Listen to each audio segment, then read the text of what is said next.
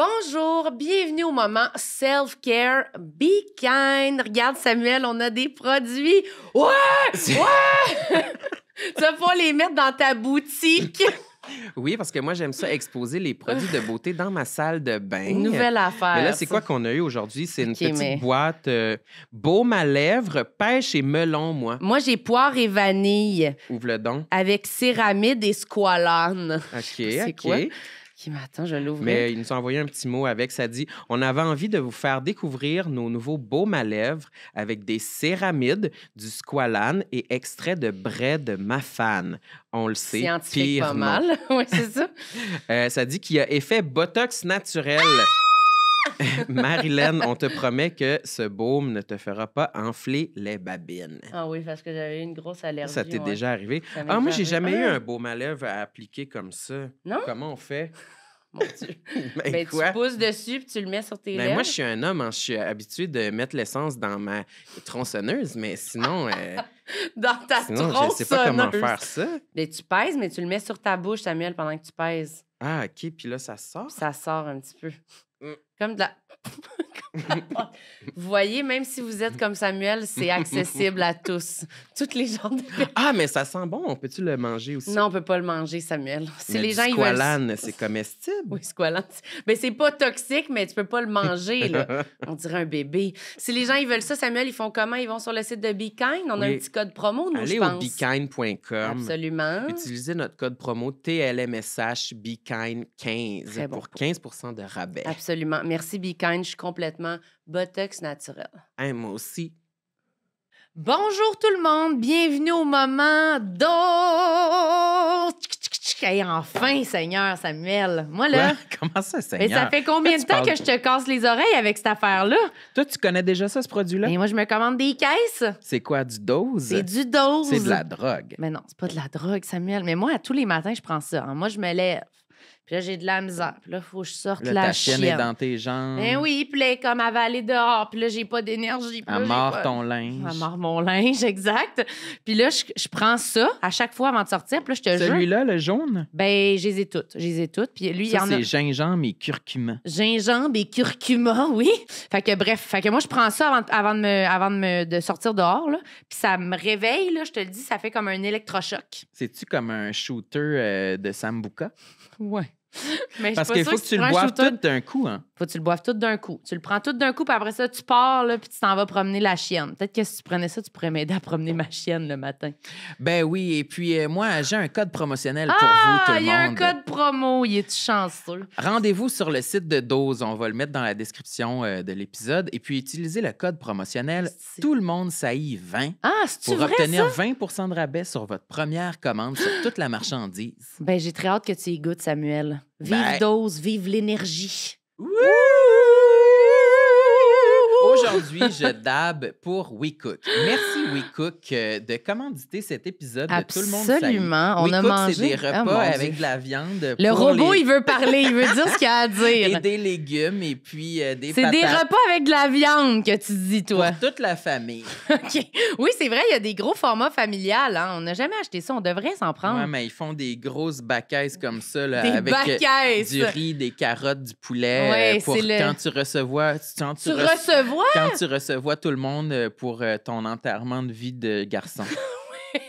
Samuel, il recevoit pas souvent du monde, c'est pour ça qu'il sait pas comment le dire. Ouais. Puis Samuel, si les gens ils en veulent des gros plats, là, des barquettes pour recevoir leur famille, comment ils font? Des barquettes, toi? Moi, je dis des bacaisses. Oui, c'est pas bacaisse, c'est sûr. Swing la bacaisse dans le fond de la boîte à bois. Non. Tout le monde, rendez-vous sur wecookmeals.ca et utilisez notre code promo TLMSH70 pour obtenir 70 $ de rabais sur vos 2 premières commandes. Wow! Merci, WeCook! Viande. J'aime ma peau, j'aime mon cul, je me trouve sexy spontané. J'ai jamais chaud, puis j'ai plein d'argent. Ben non, c'est pas vrai, tout le monde sait. Bonne écoute. Salut les jeunes et les moins jeunes. Bienvenue à Tout le monde sait. Ici Sam Cyr et à ma gauche, j'ai... une belle jeune fille, Marilyn Gendron. Bonjour, Samuel. T'as l'air toute fraîche, t'as une mèche de cheveux twistée. Juste une? Ben non, l'autre bord aussi un petit peu. Ouais. Tu t'es twisté un matin? Ben, je me twiste souvent. Je me twiste. Toi, t'es tout en couleur, hein? T'es rose, vert, rose. C'est beau. C'est coloré, hein? C'est le fun. Aujourd'hui, je savais plus comment m'habiller. Fait que je voulais pas mettre J'ai mis beaucoup des cotons ouatés pour nos derniers épisodes, puis j'avais chaud. Ouais. Fait que là, je voulais une option qui était plus aérée. chemise. Je comprends. Puis ça me tentait pas de mettre mes jeans, fait que j'ai mis mon pantalon cargo qui s'adonne à être vert. C'est beau. T'as l'air d'un beau sapin de Noël, mon chéri. Mais souvent, avant de s'en venir au studio, on dit qu'on va s'habiller n'importe comment. Puis là, j'ai vraiment fait ça. Toi, tu respectes, puis moi, je suis toujours habillée pareil. Ouais. OK, présente notre invité, Samuel. OK, aujourd'hui, notre invité est Dominique Tardif! Wouh!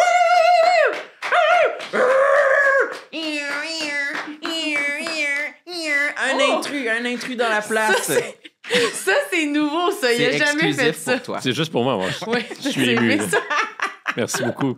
C'est la sirène de police. Réaction, il est juste merci. Mais c'était beau votre théâtre d'été. J'ai beaucoup aimé ça. Oui, c'est bon. Mais ça, on est rendu rodé là-dessus. Là. On en fait Avez-vous pensé à peut-être faire de la scène? Oui. Mais on a écrit une couple de sketchs qu'on pourrait peut-être amener en tournée. C'est un peu ça qu'on fait en début de spectacle de tournée. C'est pas trop loin de ça.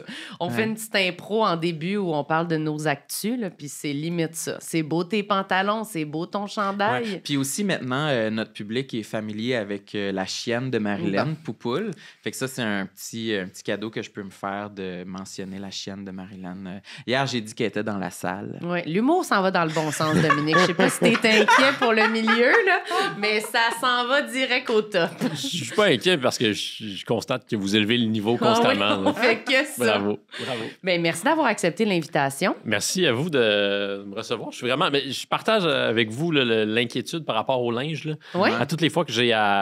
Mais c'est ça le problème. Moi, je fais un podcast où il n'y a pas de caméra. Là. Ça, c'est bien. Ça, c'est relax. Là. Les gens arrivent et disent, mais il n'y a pas de caméra. Non, il n'y a pas de caméra. Tu n'avais pas besoin de t'habiller aussi bien que ça. Tu aurais pu mettre n'importe quoi. Mais c'est ça que je voulais, moi, au départ. Je voulais que notre podcast, ça soit juste audio. Mais ça n'aurait pas eu le même impact. Ben, c'est plus dur de prendre un step supplémentaire quand il n'y a pas d'extrait, de visuel. Tu fais jamais, c'est vrai, tu fais même pas d'extrait. Non, il faut l'écouter au complet ou pas pantoute. Mais t'es-tu habillé en pyjama tout le long? Non, j'essaie quand même de m'habiller convenablement. Mais c'est ça. Moi non plus, je suis pas capable de faire ça. Là. Même s'il n'y a pas de caméra, je suis même pas capable d'y aller en pantalon de jogging. Là. Ben, pantalon de jogging, c'est parce qu'à un moment donné, tu veux un peu de tenue. Là. Tu veux que ton linge soit solide. Là, tu sais. Mettons, je ferais pas une entrevue avec Robert Lepage. Je veux pas faire du name dropping dès le début de cette rencontre, les amis. Mais commence avec Robert Lepage. Ouais, Robert Lepage. Non, mais tu sais, il y a des gens que j'ai reçus que ça m'aurait pas dérangé de les interviewer en pantalon de jogging. Mais mettons, Robert Lepage ou Jeannette Bertrand, tu sais. Vas-y, nomme-en d'autres que tu as interviewé. Yvon Deschamps. Quelques monuments par-ci, par-là. Mais Jeannette Bertrand... Anne Dorval. Merci de le souligner. Marc Labrèche. J'aurais, c'est ça. J'ai pris soin de me vêtir convenablement. Quand je suis allé chez Jeannette Bertrand, j'avais vraiment... C'est une grande dame. C'est la grande dame. T'étais en robe. C'est une belle grande robe. J'avais mis un beau chapeau là, qui vaut assez cher. C'est vrai? Quelle sorte de chapeau? Wow, minute. C'est un chapeau de Marc Fumil. C'est un chapelier québécois. Ma blonde m'a offert ça pour mon anniversaire il y a quelques années. Fait que je le sors dans des belles occasions. Aller chez Jeannette. Quand je veux looker. Fait que là, je mets ça pour aller chez Jeannette. Puis il y a des photos qui sont prises pendant le balado. C'est pas filmé, mais il y a des photos. Puis donc, ça apparaît dans le journal. Jeannette et moi avec mon chapeau. Et j'ai reçu 3 courriels, c'est pas tant que ça, mais en même temps, 3 courriels qui disaient la même chose, c'est-à-dire, jeune homme, c'était des gens d'un certain âge, je pense, jeune homme, il faut enlever son chapeau devant une dame. Vous avez été très impoli avec la grande Jeannette, vous avez gardé votre chapeau devant elle. Donc, c'est toi qui voulais faire son chic avec son chapeau. Je me suis complètement trompé. Donc, je tiens à offrir mes excuses. Je saisis l'occasion pour offrir mes excuses à Jeannette Bertrand. Mais qui vous écoute, c'est sûr. Là. Ah oui, elle est abonnée à Patreon. Patreon Premium. Mais c'est sûr qu'il y a quelqu'un qui t'envoie une critique par courriel. On dirait que ça fesse quand même à un certain niveau. Je trouve que c'est plus de trouble que d'être juste vraiment sur ton feed Facebook puis... Tu sais, le monde qui écrive un peu n'importe quoi. On dirait que c'est sûr que c'est négatif. Vous seriez étonné. C'est à peu près moitié-moitié, puis ça dépend. C'est sûr que si je fais un article sur Mike Ward ou Safia Nolin, là, c'est sûr et certain que ma boîte courriel va être inondée de messages que je veux pas nécessairement lire. Là, il y a vraiment quelque chose de constructif qui se retrouve là-dedans. Absolument. Mais sinon, en général, je dirais que c'est assez 50-50. Là, il y a un peu de n'importe quoi, mais je veux pas comme vanter les lecteurs et les lectrices de la presse, mais c'est des gens de qualité qui lisent ce journal-là. Je te crois. Donc, ils nous envoient des messages de qualité très souvent. Mais nous aussi, on est chanceux. On a des bons commentaires. Hein? Samuel, il me dit ça. Là. Moi, je les lis pas, mais... Tu lis aucun des commentaires sur Instagram, Facebook et autres plateformes? Non. Facebook, là, m'a de dire, c'est pas mal le pire. C'est tough, Facebook. Mais moi, je lis aucun, même pas sur nos YouTube, je lis rien. Puis est-ce que vous capotez avec les... mettons, quand vous faites des entrevues dans les médias puis qu'on prend des photos de vous, là, est-ce que vous regardez ça longtemps? Puis, je m'attends au pire, on dirait. C'est rarement c'est dans les moins bonnes photos de moi. C'est sûr. Ben oui, c'est sûr. On est en train de parler. C'est pas comme en studio qu'on peut tout se replacer, se faire retoucher, etc. Mais moi, je suis plus en mode, je les regarde plus. J'essaie de pas les regarder, puis ça se peut, je la repartage pas, malheureusement. C'est plus ça que je dis, moi. J'essaie de dire, si vous voulez, je la repartage, il faudrait juste me demander là, avant, parce que... S'assurer que je suis pas en train de faire une grimace. Oui, parce que je vais en trouver une que je vais dire... C'est correct. Je m'aime pas vraiment, mais je vais par respect. Mais des fois, je suis comme, non, je peux pas partager ça, là. C'est trop trash. Mais surtout, les humoristes, on dirait que des fois, ils veulent qu'on soit comme... Funny. Puis là, t'es comme, non, ça, je peux pas. Je suis pas capable. Mais là, c'est difficile maintenant. J'assiste souvent aux séances de photos qui sont liées aux articles que je fais. Mais ça, d'habitude, c'est correct. Ça va, mais souvent, en tout cas, les photographes, pas si souvent que ça, mais ils vont parfois demander à l'humoriste de faire une face phonée. Et il y a à peu près juste Pierre-Yves Roy Desmarais maintenant qui accepte volontiers. En fait, c'est impossible de lui faire une autre face qu'une face phonée. Il veut pas être sérieux.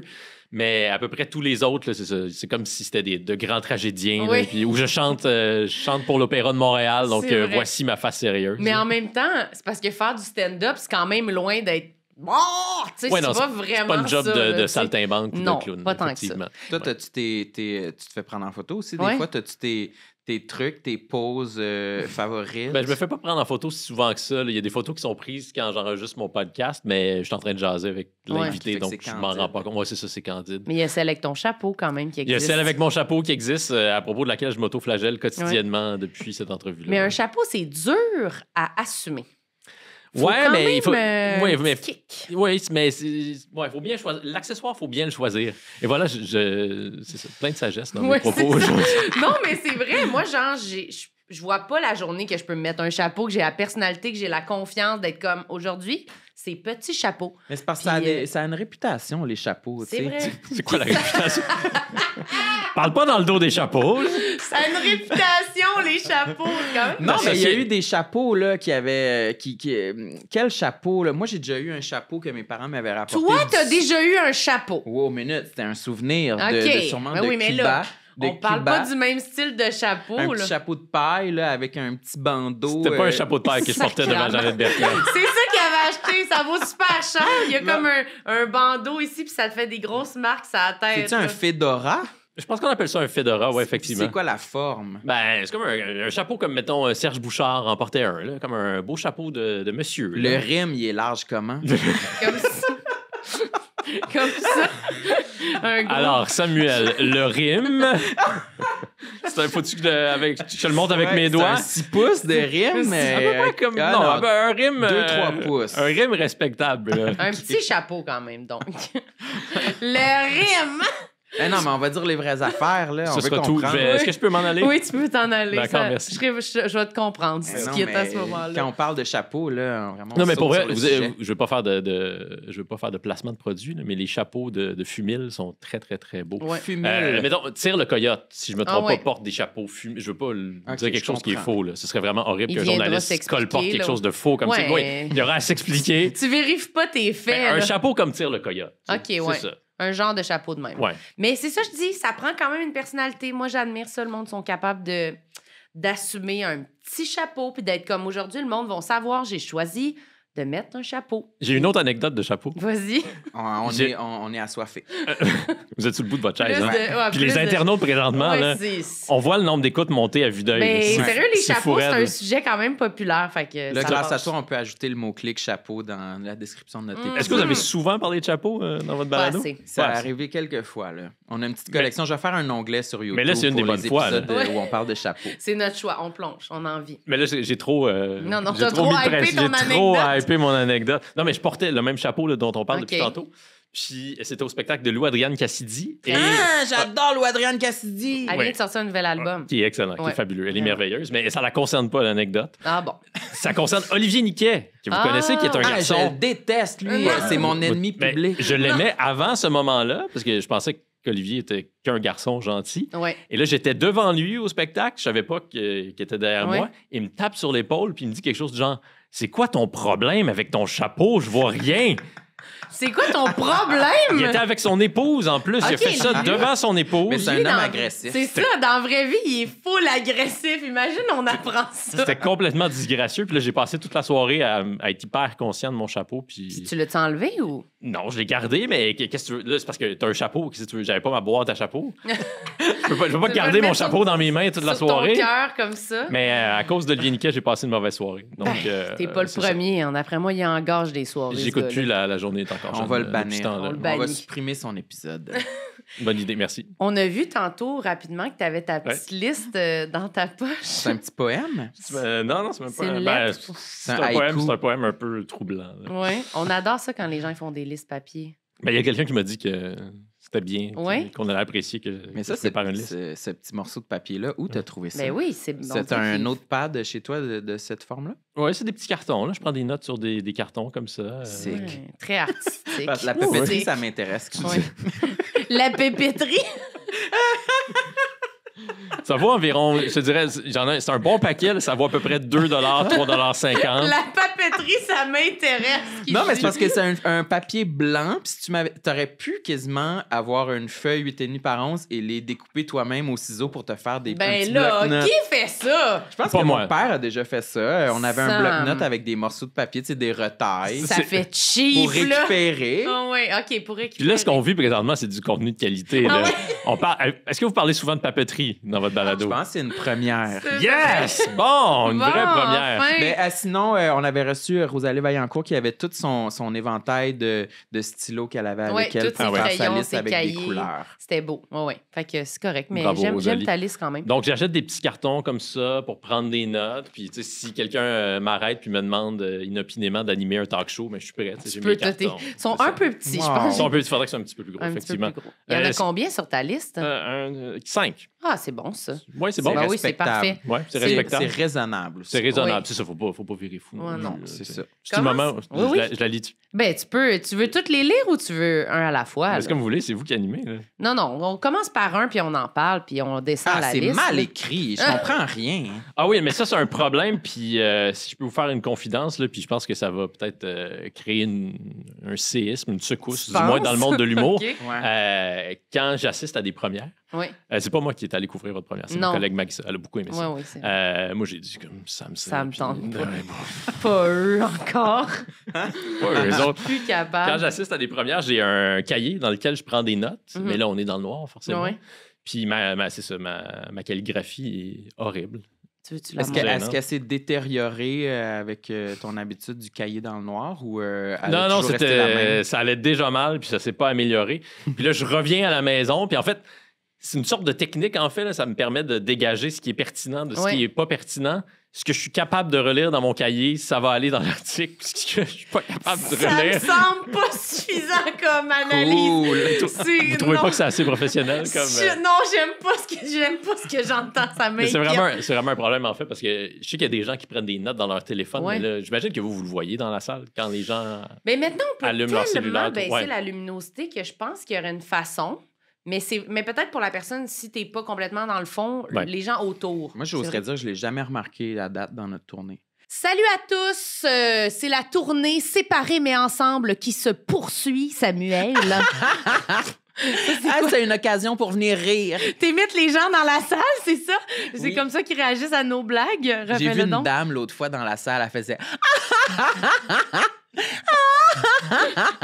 tout le long, comme une femelle. Je pense que c'était toi qui riais de même durant le spectacle. Ou bien une génisse. Ouais, je suis pas sûre. On s'en vient à Brossard, là. C'est là, demain. On a déjà été à Brossard. Oui, mais là, on y retourne demain à Brossard. Il reste quelques billets. Pas grand-chose. C'était très le fun quand on était allé la dernière fois. Moi, j'ai vibé. Oui, tu avais fait des mouvements de hanches vraiment spécifiques à Brossard. Il faut vraiment se déplacer. Bon. Oui, il faut se déplacer. Où les gens vont pour avoir des billets? Dis-leur. SamEtMarilyn.com.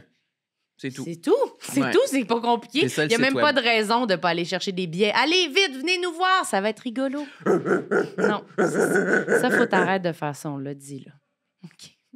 Mais s'il y a des gens trop captivants. On est trop, c'est ça. Ouais. Personne prend de notes. Tout le monde est comme, si j'ai pas besoin de noter, je vis un moment malade. Non, mais juste de noter, est-ce que tu te caches? C'est vraiment un détail, mais j'ai l'impression que être à côté de quelqu'un qui prend des notes dans un spectacle, on dirait que j'aurais tout le temps envie de regarder qu'est-ce qu'il fait, puis comme ça me déconcentrerait. Ouais, mais après, c'est dans des premières. Donc, il n'y a pas que des gens du milieu qui sont dans la salle, mais il y en a quand même une majorité. Absolument, c'est convenu qu'il va y avoir quelqu'un qui va prendre des notes. Mais t'es pas capable de te relire, donc.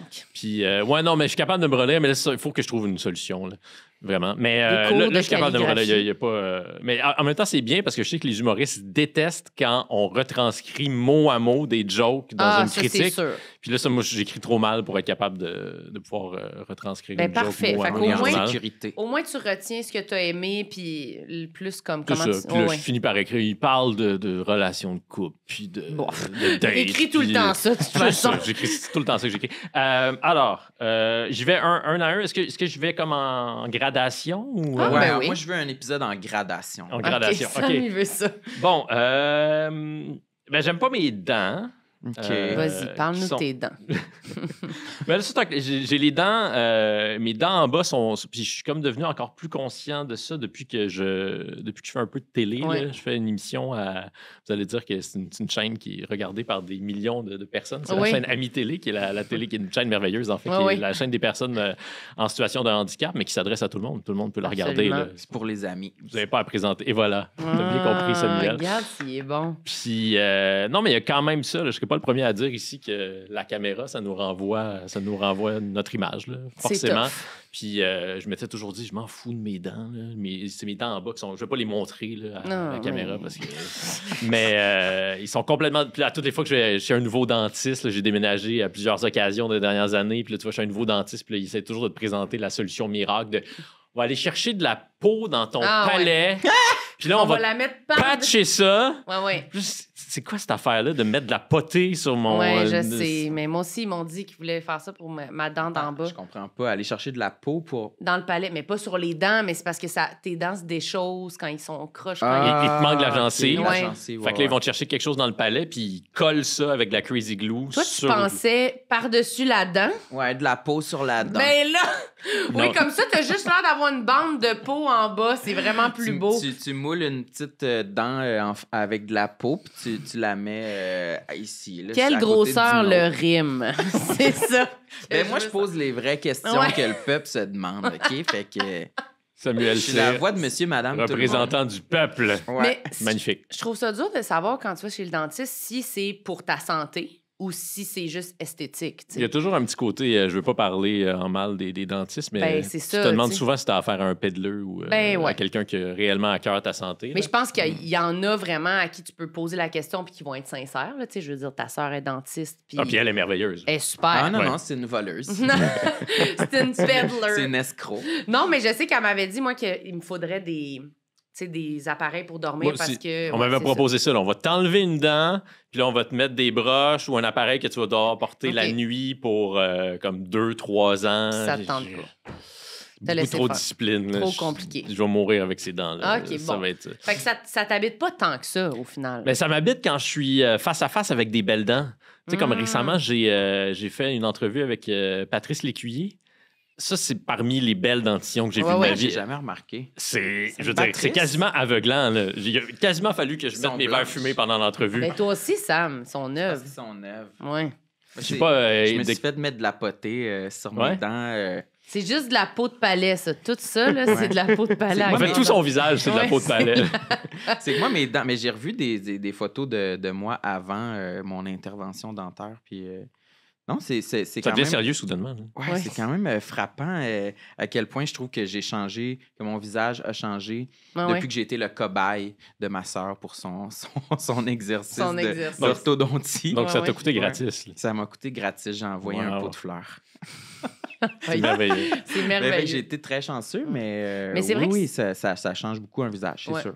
C'est vrai que c'est au contact de d'autres mondes qui ont comme tous les complexes. Non, mais c'est ça. Là, dans les dernières années, je parle avec des gens que je rencontre pour la première fois, puis je me mets à observer leurs dents de manière un peu trop insistante. Là, alors qu'avant, je remarquais jamais ça. Puis là, tu remarques. Mais tu maintiens ton point que t'es comme non, là, j'ai pas envie. Non, c'est ça. La paresse l'emporte sur mon complexe. Mais c'est vrai que c'est compliqué en plus à l'âge adulte d'avoir tout ça, d'avoir des interventions dans la bouche, ça coûte cher. C'est comme.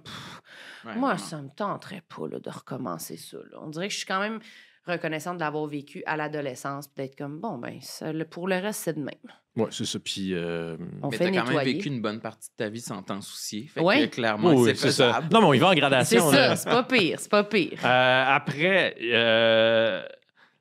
ma peau, c'est ça, j'ai une peau eczémateuse sans maudit bon sens. Là. Comme là, avant d'arriver ici, je me suis... Crémé? Abondamment. Là, je me crème plusieurs fois par jour. Tous mes collègues au bureau m'ont déjà vu m'hydrater. OK, mais c'est une crème spéciale ou... Non, là, juste une bonne crème en vente en pharmacie, mais quoi qu'un peu de cortisone ici et là. Okay. Là. J'ai pas comme un problème qui est anormal, mais qui est un peu anormal, mais qui n'est pas si grave que ça, dans le sens où je suis capable de vivre. Là. J'arrive à exister. Oui, tu arrives à exister. Mais moi, je sais pas, j'ai jamais compris comment ça fonctionnait, l'eczéma. Toi, t'en fais-tu? Je sais pas. Non. C'est ça, on le sait pas. Mais toi, comment ça se manifeste? Ben, ça se manifeste souvent dans des crises d'allergie. Là. Si je me retrouve trop près de la nature, j'ai un rapport avec la nature. Trop près de la nature? Oui, la nature, mettons, tu sais, la forêt, les lacs. Il me décrit la nature! Es-tu familière avec la nature? Mettons, tu sais, une espèce, c'est comme ça, c'est comme brun, tu sais, l'affaire que, mettons, pas les maisons, pas les immeubles, les autres, pas les objets, pas les voitures. Oui, pas les humains. La toundra, le lichen. Le lichen. Ça m'arrive plus rarement. Je pourrais pas vous confirmer que je suis allergique au lichen parce que j'en ai rarement rencontré. Tu t'approches pas trop. Non. OK, une randonnée en forêt, c'est agressif pour ta peau, là. Oui, c'est ça. Puis on pourra y venir, mais je fais pas tellement de randonnée en forêt pour d'autres raisons. L'été ou l'hiver aussi? Plus, mais aussi si j'entre dans une maison où il y a de la poussière, où là, je veux dire, ma face se met à bourgeonner, puis là, je peux avoir des démangeaisons violentes, les yeux bouffis, puis... OK. Fait que genre, le village loyaliste d'antan, tu irais pas là. Le village loyaliste? Les maisons sont pleines de poussière d'époque. C'est vrai, c'est vrai. J'irais pas pour plein de raisons, mais notamment pour celle-là. Ouais, fait que c'est terrible. Puis là, ma grande tristesse, c'est que j'ai manifestement transmis ça à mes deux filles, qui elles aussi sont souvent couverte de plaques sèches puis de rougeurs et tout ça. Puis c'est vraiment juste associé à les... Non, pas juste associé à ça, c'est associé à tout. Le stress aussi, me semble, ça fait ça, non? Le stress, oui.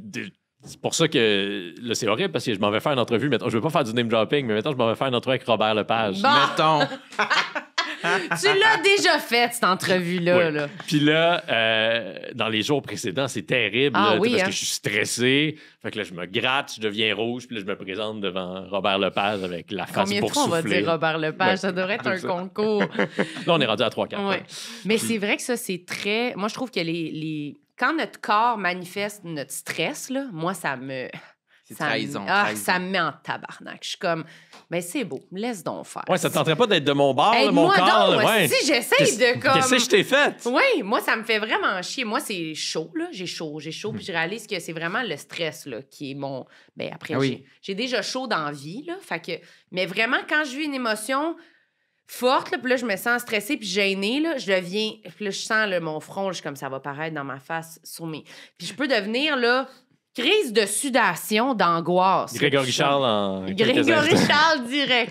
J'allais ajouter aussi, on a des lunettes. Des lunettes. Que la trahison peut aller jusqu'à avoir des cernes de buée de chaleur dans la lunette. L'autre fois, on faisait un épisode avec... c'était Robert Lepage. Ouais. Puis, Il les a toutes faites. Je serais fier d'avoir su, mais après, il les a toutes faites, les podcasts. Là. C'est pas si prestigieux. Il est venu genre 10 fois. Il a fait des lives avec nous autres là, en bobette. Il fait sa tournée. Là. Pour vrai, il serait quasiment en game, je pense. Peut-être. Je l'ai vu à Sexe Oral l'autre fois. C'est pas vrai. Robert Lepage, ouais. Puis il arrivait de prendre un break. Je peux pas croire que j'ai... Il arrivait, il faisait toute la journée, prends un break, sexe oral. Ouais. Ben, peut-être en même temps. Il est allé à sous-écoute après. Non, Absolument. Je vais tenter mon invitation quand même. Non, mais peut-être qu'il viendrait ici. Peut-être, hein? Ouais. Je vous donnerai son numéro de téléphone.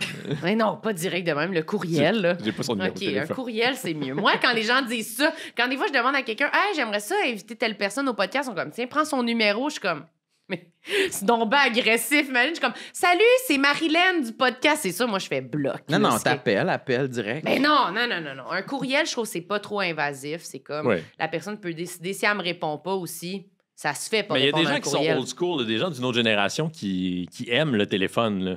Oui, mais je commencerai quand même par un courriel. Ouais. Si tu veux vraiment que ça va être comme, elle peut me téléphoner, je vais faire. Pas de problème. Là, j'appelle. Ouais. Mais là, moi. Parce que Marilyn adore le téléphone. Moi, j'adore les appels. Crazy, moi, je suis très, très téléphone. Je suis content d'entendre ça. Les gens là, qui sont pas capables d'endurer l'idée de... D'appeler? Ouais. Ah, moi, j'adore les appels.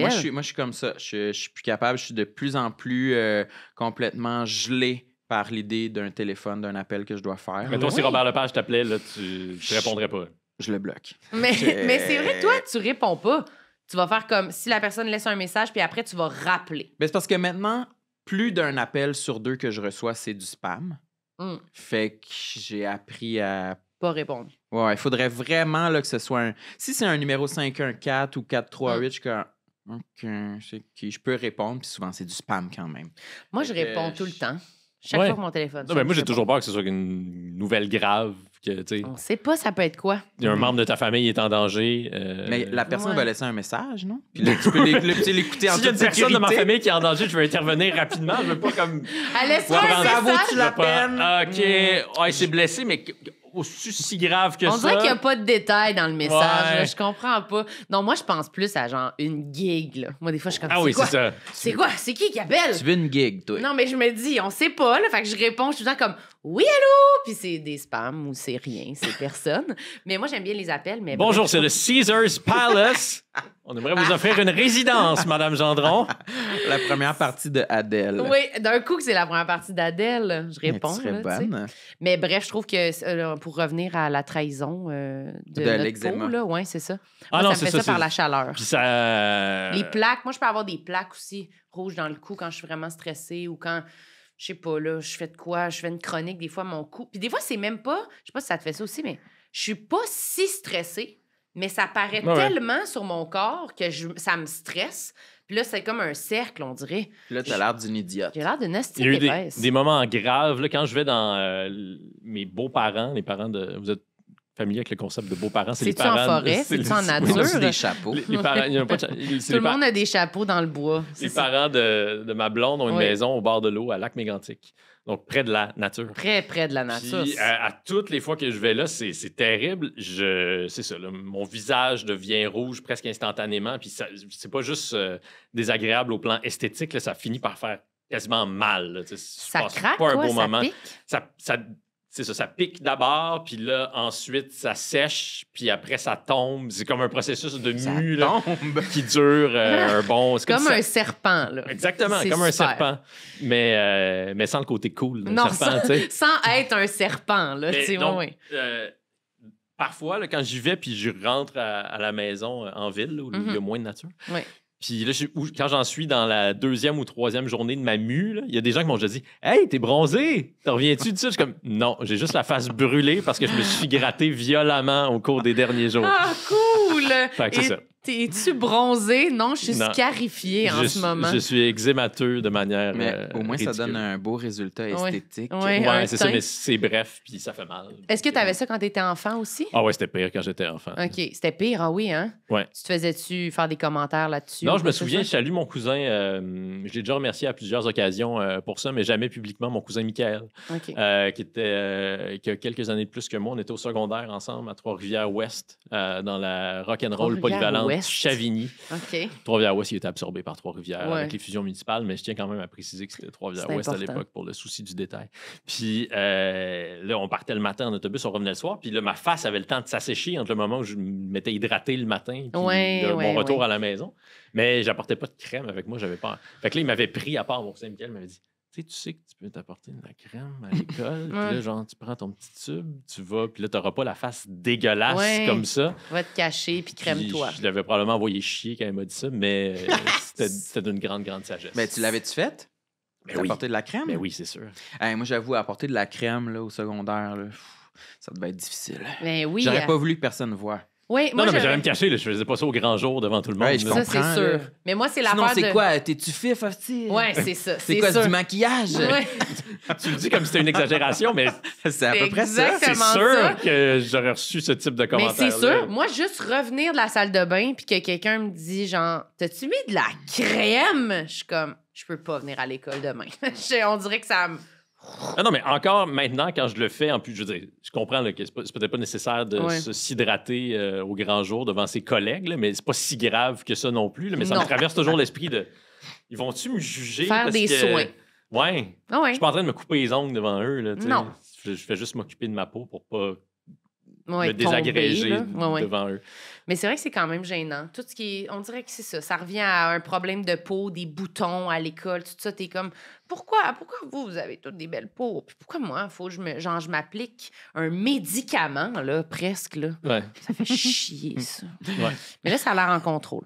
Fait que je me régénère régulièrement. Il y a comme un nouveau Dominique qui apparaît presque à chaque semaine. Mais pour vrai, en ce moment, ça a l'air en contrôle. Fait que tu dois pas mais non, mais je suis content. J'étais stressé, mais en même temps, c'est ça. J'ai fait des exercices de respiration pour me ramener sur terre. Devant Robert Lepage. Non, là, j'étais au comble du stress. Un autre. Mon œil gauche. Mon œil gauche ne va pas à gauche. Là, je ne vais pas vous faire une démonstration, mais peut-être que ça fait que parfois, j'ai l'air d'avoir les deux yeux dans le même trou. Si je regarde d'une certaine manière. Puis comment ça, t'es-tu né comme ça? Je suis né comme ça. Longtemps, ma mère expliquait que c'est parce que je suis sorti d'elle. Vous êtes familier avec ça? L'accouchement vaginal. Et voilà, exactement, merci. L'accouchement vaginal. Ouais, je connais ça. Il connaît les femmes, il connaît bien ça. J'en ai déjà fait un. Ah. Pas vrai? Un? Le mien. Bravo! Le mien! Donc, je suis sorti de ma mère avec les forceps. Et, avec les quoi? Les forceps? Les grosses pinces. Les forceps? Les forceps, je pense que c'est comme ça qu'on dit ça. Ouais. Je pensais que c'était des forceps, moi. Je pense que c'est forceps. Ouais. F-O-R-C-E. Là, j'ai comme tu mets un doute dans ma tête. F-O-R-C-E-P-S, si je ne me trompe pas.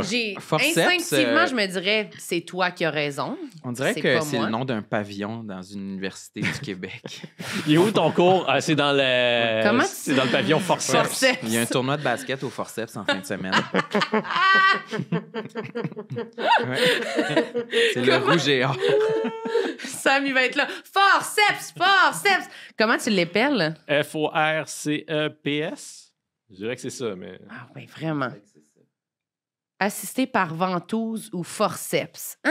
Et voilà. Maintenant, ils utilisent davantage la ventouse. Ouais, la grosse... Ce qui m'apparaît pas moins pire, une espèce de truc ventouse à la tête, une succion. C'est sur la tête du bébé? Mais je ne suis pas propriétaire d'un vagin, là, mais je pense que ça crée moins de ravages. J'imagine dans cette que zone-là. de rentrer du métal en plus de... C'est ça. Donc, j'ai été extirpé des entrailles de ma mère grâce au forceps. Puis ma mère, donc, disait que c'était à cause de ça que mon œil gauche n'allait pas à gauche, que ça avait fucké un de mes nerfs optiques. Et un de mes beaux-frères, qui est un médecin spécialiste des yeux, m'a appris que tout ça était impossible et que j'étais né comme ça. Donc, ma mère colportait une invention. Là. Ma mère maintient que c'est un médecin qui lui a dit ça, ce qui est peut-être vrai. Mais... ça se peut. Et voilà. Donc, pendant plusieurs années, est-ce que le médecin, il fumait dans la salle d'accouchement? Je suis né en 86, donc ça se peut. Ça se peut fort bien. Il y avait une clope dans la bouche en sortant avec des pins de métal. Donc là, parfois, je me vois, tu sais, quand je suis filmé puis que j'ai une réaction un peu trop spontanée puis que je regarde d'un côté ou de l'autre, là, mon œil fait quelque chose... Ça t'énerve. C'est dégueulasse. Ouais, je comprends. Puis quand tu te prends en photo, t'essayes-tu comme ton bon côté, que t'es comme, je sais que comme ça. Ouais, mais en même temps, je m'en rends compte parce que puisque mon œil va pas à gauche, je peux pas voir à gauche, donc je regarde pas de ce côté-là, donc mon œil fait pas va pas là. Mais ça m'agace beaucoup. Mais ça crée-tu des problèmes dans, justement, je sais pas, conduire ou faire un sport? Non, je pense que j'ai juste développé. Je me tourne la tête. Il y avait pas d'affaire de complications quand tu passes ton permis de cette affaire-là? J'ai même pas de permis de conduire. T'as pas de permis? J'ai pas de permis de conduire. Ah! Yeah! Moi, j'aime ça, cette gang-là. T'as pas de permis de conduire? J'en ai un, mais je conduis jamais. Fait qu'il sert à rien. Il faut vraiment que je règle ça parce que ça ferait plaisir à ma blonde. Puis elle a raison d'insister pour que je passe mon permis. Mais non, j'ai pas de permis de conduire. Je me suis toujours débrouillé. Ouais. Montréal. C'est ça. Tu sors pas dans la nature. Non, mais je me tiens loin de la nature pour les raisons qu'on a évoquées tantôt. Puis, avant, j'habitais à Sherbrooke, puis je restais dans l'urbanité sherbrookoise. J'allais pas trop dans la nature. Tu te débrouillais. Oh, ouais, complètement. Puis ça t'énerve-tu? Mais là, tu l'as dit un peu avec un « Ah, j'ai pas permis de conduire ». Ça te complexe-tu d'être quand même un peu. Il y a comme un truc de... je pense que c'est plus une affaire de virilité, là. Parce que moi, j'ai plein d'amis de filles qui en avaient pas aussi, mais qui ont... Dans la dernière année, là, on dirait tout le monde qui avait pas de permis s'est dit « C'est là, faut que je le fasse ». On a succombé un peu. Oui, peut-être. À la pression mais sociale. J'ai eu un permis temporaire à 16 ans parce que j'ai grandi à Asbestos. Puis là, comme à Asbestos, tout le monde avait son permis. À partir de 14 ans, tout le monde était excité. Moi, ça m'excitait pas tant que ça, mais l'effet d'entraînement a fait que j'ai pris mon permis à 16 ans. Mais j'étais tellement lunatique, tellement incapable de me concentrer que j'ai suivi des cours de conduite. Puis est-ce que vous avez fait ça, les cours de conduite? Moi, j'ai pas fait de cours, je pense. C'est juste les examens. Le prof qui est avec toi, il y a un frein de son côté. Là. Ouais. Mais il n'est pas supposé l'utiliser, évidemment. Là. À moins d'urgence. C'est ça. Moi, c'est arrivé 3 fois. Là, que, ouais. Puis ça saisit parce que là, t'es au volant, puis le char fait qu'est-ce qui se passe? Mais c'est la personne qui freine. C'est parce qu'il y avait un stop, puis on allait se faire frapper par une autre voiture. Donc, voici pourquoi. Genre d'urgence, comme on appelle. Genre d'urgence. C'était justifié là, comme utilisation de ce frein-là. T'as comme réalisé que... Puis j'ai repris mon temporaire plus tard, puis j'ai conduit un peu. Je pourrais monter dans une voiture là, puis conduire. Là, je serais pas. Oui, tu comprends comment ça marche. Ce serait illégal, mais je serais capable de mener la voiture à bon port. Là. Sauf que c'est ça. Mais ouais, il y a un truc je pense, de virilité. Là. T'es pas un véritable mâle. C'était pas capable de conduire. Tu peux pas conduire un char. Moi, c'est par rapport surtout à la liberté. Je trouve qu'il y a quelque chose de pouvoir aller quelque part, partir quand tu veux. Il y a comme quelque chose auquel je tiens vraiment que dès que j'étais ado, tu sais, je voulais ça, là. J'avais hâte, là, au moment où j'allais pas avoir besoin de demander à mes parents pour m'amener quelque part. Puis, fait qu'on dirait que ça pressait, là. Mais moi, je pense que j'aimais pas ça tant que ça, aller quelque part, là. Okay. Mais aussi que dans quel sens? T'étais plus solitaire chez vous? Ben oui, mais aussi, bon, tu sais, à Asbestos, c'est comme un paradoxe parce que tout le monde veut avoir son permis, mais tu sais, il y a nulle part où aller. Que t'aies un char ou pas, ça change rien. C'est ça. Mais non, mais j'ai pris tellement de taxis dans ma vie aussi, là. Ah ouais. Ouais, c'est ça. C'est l'option taxi. Ça, c'est très utile. Puis ça permet de boire, comme on veut. De boire, ça, c'est à toute heure du jour ou de la nuit. Ça permet de boire. Et voilà. T'étais comment comme ado? Tu dis que t'étais comme... Tu voulais pas aller à des places? Non, mais j'exagère. Mais ce que je veux dire, c'est que là, maintenant, j'aime pas... C'est plus maintenant que sortir de Montréal. Là, comme aujourd'hui, on est... Est-ce qu'on peut dire où on est? Ben oui. On est à Longueuil. C'est pas secret. Non! Notre père! J'aime tellement... C'est ironique parce que j'ai habité longtemps à Sherbrooke, tu sais, mais là, ça fait 5 ans que je suis à Montréal, puis comme en 4 secondes, je suis devenu le Montréalais le plus snob qu'on puisse imaginer. Ben oui, ça te va super bien. Chapeau. Oui, le chapeau, notamment, constamment en train de faire du name dropping. Oui. Robert Lepage et chapeau, là, Montréal. T'es là. Quelques mois après qu'on soit déménagé, ma blonde et moi, on était j'étais allé voir un show de Pierre Lapointe. Il faisait un show... à Montréal. Il faisait un show. Il venait de lancer... Il a fait un album de rock garage, là, il y a quelques années, puis il avait fait une série de shows à l'Esco, qui est un tout petit bar au coin de Montréal puis Saint-Denis. Fait que j'étais là avec ma blonde, c'était vraiment cool. La place était remplie. Puis un show de Pierre Lapointe dans un lieu aussi minuscule. Ça devait être cool. C'était fantastique. Puis là, on est sur la terrasse après le spectacle. Puis j'ai dit à ma blonde, j'ai prononcé cette phrase-là. Tu trouves pas qu'on est au centre de l'univers présentement? OK. J'avais peut-être quelques bières dans le corps. OK.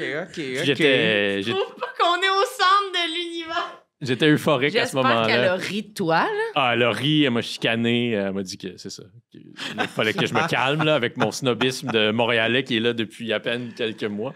Mais on dirait que je peux un peu comprendre. Ben, moi là, aussi. c'est sûr. Là. Mont-Royal-Saint-Denis, quand il y a un spectacle un peu significatif. Oui. C'est ça. Je comprends. Peut-être Mais plus au centre de Montréal. Oui. Plus que de l'univers. Montréal est dans l'univers. Oui, Et mais, voilà. mais j'avoue que moi, c'est pas rare que quand on revient d'un spectacle puis qu'on passe sur le pont... Tu respires mieux, hein? Que je dis à Samuel... T'es enivré? Je dis, on arrive à Montréal. Puis Ah, là, je dis, on habite ici, nous. Puis ça me fait plaisir. À part la toune d'Ariane Moffat. Non, là, mais quasiment. j'avoue que moi aussi, j'ai un sentiment... Ça fait juste comme 10 ans là, que j'habite à Montréal, puis j'ai un sentiment quand même de... Ouais, je trouve ça hot. Mais je sais que c'est vraiment prétentieux de dire ça. Là, mais Mais Non, c'est vrai que je t'ai demandé l'autre fois, es-tu contente d'habiter à Montréal? Tu trouves-tu qu'on a bien choisi Oui, c'est notre vrai. ville? Puis moi, je voulais dire comparé à New York, Los Angeles, mais elle disait « Ouais, mais je suis contente. Ouais, sinon, j'aurais habité à Terrebonne. » pourquoi je parlais de même? Ah, ça, c'est la voix que j'utilise pour imiter ta chienne. Oui, c'est ça, plus Je ça. vous mélange. Mais c'est vrai qu'on dirait que je sais pas. Ça doit être parce que. Ben là, surtout pour faire les jobs pour que vous l'art, faites. puis Oui, tout pour ça. l'art. Non, Prononcer mais de cette c'est manière-là. Pour les artistes crasseux que nous sommes. Ben, je C'est la trouve. capitale de l'art, la mecque de la culture. Non, mais Mon je sais atelier pas. de création est à Montréal. Ben, peut-être que c'est aussi l'affaire de moi, mon atelier Je peins. Et que je voudrais jamais voir ça, un atelier de création d'un humoriste. à Montréal. Attention, ça existe. Mais on dirait que comme, je sais pas, quand je suis. Peut-être c'est d'habiter toute seule. Je m'imagine habiter toute seule, célibataire, à Boucherville. On dirait que je serais comme. On salue tous les célibataires de Boucherville. Bonjour! Non, mais on dirait qu'il y a quelque chose de... Je peux juste partir à pied, aller voir un spectacle. Il y a comme quelque chose qui me fait sentir moins seule, je pense. Mais pourtant, t'arrêtes pas de parler de ton char puis de ta liberté de voiture. Oui, mais ça, c'est plus pour Parce aller... qu'elle cherche une gig, une publicité. Je me voilà. cherche une gig au Fairmount. Non, mais c'est plus quand je vais quelque part, je veux revenir à la maison, là, en voiture. Là, tu sais. Hey, je sais pas quoi vous dire, j'aime ça, Montréal. C'est pas correct. Lui, il a dit que c'était le centre de l'univers. C'est bien pire. Je me rappelle même plus de quoi on On parlait. dirait que c'est mon hot Non, seat, mais Marilyn me finalement. demandait quel genre d'adolescent j'étais. Ouais, ah Puis je dis, oui, en fait, oui, c'est ça. J'ai exagéré tantôt quand je disais que je voulais pas aller nulle part. C'est plus aujourd'hui, en fait. Ouais, que ouais. Je veux juste pas sortir de Montréal. Il y a tout. C'est Ouais, correct. ouais. Mais Je t'es-tu veux pas sortir de introverti? mon quartier. T'es-tu introverti comme personne ou extroverti? Je pense pas. Non, mais Non. Non, je pense que je suis plutôt. Ça dépend, mais quand je suis en mode job, là, Ouais. je parlais de ça avec une collègue hier qui me disait. Parce que j'ai fait un reportage avec un de vos camarades humoristes. Là, Ah. encore du name dropping. Pas Robert Lepage. Non. Mais il est très drôle. Adib Al-Khalidi. Oui, Ah. Il est bon, lui. il est très drôle Il est bon. aussi. Mais j'ai passé une journée avec lui, puis ma collègue me disait, je sais pas que. Puis là, c'était un petit spectacle de musique, parce qu'il fait Ouais. de la musique. Quand est-ce que vous allez lancer un album, d'ailleurs? Nous Come deux. on! Sam, ça s'en vient. Peut-être Mais moi, ton je sais album... rapper puis je sais chanter. Mais toi, tu sais pas faire grand-chose, là. Non, Mais donc, ouais. ma collègue me disait, je sais pas comment Il tu fait fais pour. juste dire, mais donc... Il est comme, c'est vrai, je mais veux pas- donc... Je veux pas faire un suivi là-dessus. Il est comme, j'ai vraiment pas d'autres commentaires à ce sujet-là. On enchaîne. Mais donc... Elle me demandait comment tu fais pour faire du small talk toute la journée, parce que tu parles avec les techniciens, puis les musiciens, puis tout le monde. Ouais. Puis dès que je suis en mode job, là, dès que j'ai ma casquette, ou mon chapeau, Ton beau journaliste, chapeau. là, ça va. Là. Je peux Ouais. faire tout le small talk le plus insignifiant, je vais le faire parce que Ouais. je travaille. Mais dès que ça c'est terminé, là, ça m'agace profondément. Je de comprends. devoir, c'est ça. On dirait qu'on prend un peu un personnage, entre guillemets. Ouais, là, c'est dans- mon on est- personnage de On de est journaliste. professionnel, Je on suis comme est dans là. Scoop. Puis, Je comprends, oui, complètement Scoop. Scoop, oh my God. Ça, je me rappelle que c'est une émission que ma sœur regardait sur sa télé. Puis moi, j'avais pas le droit, j'étais plus jeune. Puis Ouais. Il y avait du sexe là-dedans. Là. Sûrement. J'entrouvrais ma porte, puis je regardais par la craque de porte pour Hmm. voir Scoop. Mais j'ai Ah. aucun souvenir de ce quoi qui se passait là-dedans. Ben, il y avait Roy Dupuis, Macha Grenon, Ma chaise. Francine Ruel, Michel Barrette, c'est un de ses premiers rôles à la télé. C'était dans une salle de presse. Ouais, ben, c'était écrit par Régent Tremblay et Fabienne Larouche. Ah! Puis c'était inspiré de la vie de journaliste Ah, moi, je suis de trop Régent jeune Tremblay pour qui Scoop, travaillait là, tout à le la monde, presse à l'époque. J'ai entendu Mais moi aussi, parler. vous êtes vraiment trop jeune parce que même moi, je suis un peu trop jeune. J'ai de vagues souvenirs de T'as Scoop, quel âge, mais toi? j'ai 38 ans. Ben, Ouais, moi, c'est j'ai 37. Bon, là, on a presque la même quasiment âge. le même âge. Mais c'est Ouais. parce qu'avec t'as toute la peau de palais que t'as dans le visage. là. J'ai l'air d'une toute petite jonquille naissante. C'est ça que tu dis, Dominique? C'est ça. C'est exactement ça que je voulais dire, mais C'est grâce à j'avais moi. pas la poésie. C'est pour moi le qui dire comme rajeunis ça. Samuel, Merci beaucoup. vu que j'ai 12. Voulez-vous qu'on continue? Il dit, mais bon. Oui, continue. Il veut pas dire il était quoi comme adolescent, mais c'est pas grave, continue. Non, mais c'est pas intéressant. C'est pas intéressant. Non, mais on va y venir. Il aime pas ma question. OK, on y vient. Non, c'est une très bonne question. Non, ça me dérange pas. Mais c'est parce que ça agace Sam quand tu essaies de faire ton intervieweur. Oui, je le sais. Ouais, j'aille ça quand tu fais la bonne. Quand tu fais la bonne. Arrête de te penser bonne. Là. Non, j'aime mieux quand tu lis la liste. Vas-y. Mais les deux autres affaires, c'est lié. C'est mon poids. Ça, c'est mon plus gros complexe. Là. C'est obsédant. Là. OK. Puis l'autre affaire, c'est ma jambe parce qu'il me manque une jambe. Oui. Bonjour, mon nom est Dominique Tardif. Bonjour. Il me manque une jambe. Comment ça qu'il manque une jambe? Je te dis, il me manque une jambe. Est-ce qu'il te manque une jambe, toi? Non, j'en ai 3. Il y en a une que c'est ma grosse queue. Wow! Queue énorme. Là, l'autre fois, j'étais au gym. Hey, j'ai échappé un poids sur mon gland. What? Non, c'est là. Je l'ai retenu là, pendant 150 épisodes, mais là, ça sort. Ouais, j'ai une Tu m'avais promis, Magdeleine, que ce serait de bon goût. Là. Sam, on anime un balado à Radio-Can. Ay, je m'excuse. J'ai écrit dans la presse. Là. Il écrit dans la presse. Genre, les boss de la presse vont écouter ça. Puis toi, tu dis ça. Ben, si vous êtes pas prêt à entendre la vérité du peuple québécois, ben, je sais pas quoi vous dire. Moi, je représente ma patrie. Il est Et comme en train de passer à droite. Là. Il est masculiniste. Ben, de plus en plus, effectivement. Ouais, c'est vrai. Il va au gym puis il parle de son gland. Il est masculiniste. Je me suis informé pour m'acheter un gun. Pour avoir 4 jambes. Un gun aussi gros que ton gland. Là. Oui. Fait que ça serait vraiment comme un 12, mais avec un melon d'eau au bout. Qu'est-ce qui se passe en ce moment? Là, on vit ce moment-là, puis je me dis, c'est sûr que ça va être ça, le Christy d'extrait que vous allez mettre sur les réseaux sociaux. Là. Non. Puis je vais le voir passer pendant des semaines et des semaines. Non, Il va falloir que je me désabonne de vos pages pour pouvoir cette affaire-là. bloque-nous. Non, ça sera pas ça l'extrait. On va genre recevoir des menaces, là. C'est parce qu'ici, c'est mon atelier de création artistique. À Longueuil. J'ai le droit de créer sans me faire juger. Il est complètement désinhibé. Il là. tu le rends vraiment à l'aise. Il est vraiment en mode, là, Coco Bongo. Il regarde là-dedans Ouais. et il dit n'importe quoi. Mais c'est pas tous les jours que je fais des confidences. Ben comme non, ça. il est de bonne humeur. Il fait du ramdam sans arrêt. Oui, il arrête pas, Mais hein? je m'adresse à mon Il se public. confie à la caméra. Calme-toi, Manolo. Là. Oh my God. OK, OK, fait que ton c'est poids. quoi que tu disais? Hein? C'est quoi que tu disais avec ta jambe qui te manque, là? Chose Ton affaire, bine. là, le détail, là, la patte. Mais tu parlais de ton poids et ta jambe. Ouais, non, mais c'est parce que j'ai eu un... Alors, bonjour. J'ai eu un cancer quand j'avais 14 ans. OK. Puis ça redevient sérieux. Hein? Mais non, c'est correct. T'en veux, là, avec Oh, non. tes jokes de gland, Je là? suis capable de m'adapter, je suis un professionnel. Ah oui. Il fait... Mais donc... À Puis- 14 ans. Mais c'est Ouais. un cancer de quoi? Bonne question, Samuel. Tu Je vois, regarde il est Marie-Hélène pendant que... professionnel. Bonne question.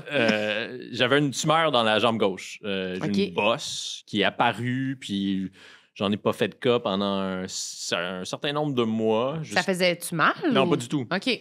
Éventuellement, j'en ai parlé à ma mère, mais tu sais, 14 ans, c'est un âge où, je sais pas si vous avez vécu ça, là, la puberté. 14 là. ans, moi, j'ai vécu ça, ouais. Puis là, ton corps change, il y a des bosses qui apparaissent, puis tu te dis pas... La première fois que tu te dis, c'est sûrement un cancer. cette Mais chose-là. non, tu dis rien, Non. puis tu t'es gêné, puis tu veux Ouais, pas tu dire... le caches. Ouais, ouais, Fait que absolument. j'ai fini par en parler à ma mère qui m'a dit, je sais pas c'est quoi, ça doit pas être grave.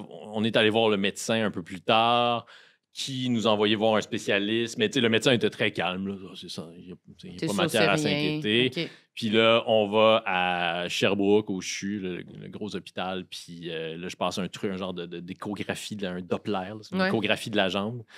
Puis comme en 1 heure, là, tu voyais Le ton change. le sérieux dans le Mm. visage des médecins. Puis le lendemain matin, le médecin de Sherbrooke appelait mes parents pour leur dire « Vous êtes attendus aujourd'hui à l'hôpital Sainte-Justine à Montréal. » Puis je voyais un oncologue ce jour-là là, pour me prendre en Oh charge. mon là. Dieu, OK. Fait que ta vie Donc, change là pas Ouais, mal. ouais, là. là, je passais d'une vie de grande insouciance à une vie...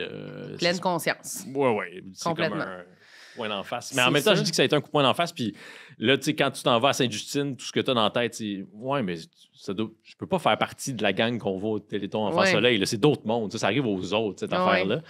Fait que t'en prends pas conscience d'emblée que là, finalement, tu as été invité à joindre ce club-là Ouais. et tu en feras partie, que tu le veuilles ou non. Ça prend un petit peu de temps, mais là, quand on te branche pour faire de la chimiothérapie, par exemple, Ouais. ce qui m'est arrivé, là, c'est ça. La réalité finit par te rattraper. C'est sûr. Puis, fait que c'est ça, j'ai fait de la chimio. Fait qu'au début, il disait on va garder la jambe, on va faire de la chimio. Oui, c'est ça. C'était ça le plan. On va essayer de faire réduire la tumeur en question pour pouvoir t'opérer puis l'enlever. Tout simplement, grâce à une chirurgie assez complexe. Oui, tout simplement, comme seuls les médecins savent le faire. Voilà. Comme on peut pas le faire. De longues années d'études. C'est ça. Et voilà. Puis j'ai fait de la chimio. Puis ça, c'est l'expérience la plus violente et la plus indescriptible que j'ai vécue de ma vie. Là. Comment ça se passe? C'est assez différent de le type de chimio qu'on se fait raconter par des personnes plus âgées qui ont des cancers. Puis qui reçoivent des chimios moins puissantes parce que la chimio s'attaque à ton système immunitaire, elle s'attaque à tout, notamment à ton système immunitaire. Puis quand tu es plus vieux, ton système immunitaire est moins fort, donc ils ne peuvent pas se permettre de donner une chimio aussi agressive parce qu'ils vont juste te tuer en essayant de te guérir. Alors que quand tu es jeune, quand tu as 14 ans, ton système immunitaire est très fort, donc ils peuvent se permettre d'y aller là, à fond. Pour être sûr de tuer le cancer? Oui, c'est ça. Pour essayer de réduire le cancer, la tumeur le plus possible. Puis que ça n'ait pas de chance de revenir plus tard. Et voilà. Puis fait que j'ai fait 2 cycles de chimio là, dans le même été. C'était des semaines complètes. J'arrivais au pavillon Charles-Bruno à Sainte-Justine. Le matin. Dans ma chambre. Tu passes la semaine là, branche. Puis la première semaine où j'ai fait de la chimio, j'ai perdu 20 livres dans une semaine. Ouais, c'est vraiment un bon truc pour perdre du poids. Tu veux chercher un truc pour faire chimiothérapie, ça fait le travail. Je l'ai pas dit comme miam miam. Tu me donnerais-tu le numéro de ton oncologue? Non. 20 livres à 14 ans, là, je veux dire. Oui, là, puis j'avais pas 20 livres à perdre. Ben non, mais dans le sens... C'était... C'est beaucoup, là, ça paraît, là. Mon père dit encore à ce jour que... Parce que j'étais avec ma mère pendant cette semaine-là, parce que mon père continuait à travailler, là, parce que ça, c'est une réalité des parents qui ont des enfants malades. Il faut que l'argent continue de rentrer, il faut vivre, puis ça coûte cher, là, avoir un enfant malade. Puis, donc, quand on est rentré à la maison après cette semaine-là, puis mon père m'a vu, mon père disait qu'il me reconnaissait. Il savait que c'était moi, là, mais il me reconnaissait pas. Là. J'étais à ce point émacié. C'est sûr. Décharné. C'est quoi, parce que tu manges plus? Puis... non seulement je mangeais plus, mais je vomissais sans arrêt. Les antivomitifs avaient aucun effet sur moi. Désolé pour les détails un peu graphiques. On a déjà dit vomi ici. Vous avez déjà dit vomi? Oui, on l'a déjà dit. Aussi. Tu sais qu'il y a à côté de moi, là, il est capable d'en dire des affaires, lui. Là. J'ai déjà entendu gros gland aussi. À tout le monde sait. Gland énorme. Gun aussi, tout ça. Donc, c'est ça. Ça a été intense. J'étais incapable de rien faire. Il y avait une télé. Tu sais, comme au pavillon Charles-Bruno, il y a des... À l'époque, il y avait des ordinateurs où il y avait Internet. Là, c'était la grosse affaire. Puis il y avait des jeux vidéo, puis toutes sortes d'activités. Puis j'ai rien fait. J'étais incapable de regarder la télé. C'est vraiment l'expérience la plus troublante que j'ai vécue. J'ai eu l'impression de sortir de mon corps pendant... C'est sûr. Fait que depuis pendant combien de temps, excuse? J'ai fait 2 cycles de chimio comme ça, 2 semaines séparées. Donc, j'ai fait une première semaine. Après, ils te laissent revenir à la vie. Là, puis j'en ai fait une autre. Puis après, même quand tu sors de là... T'es pas bien, là. Non, puis là, après, tes cheveux tombent.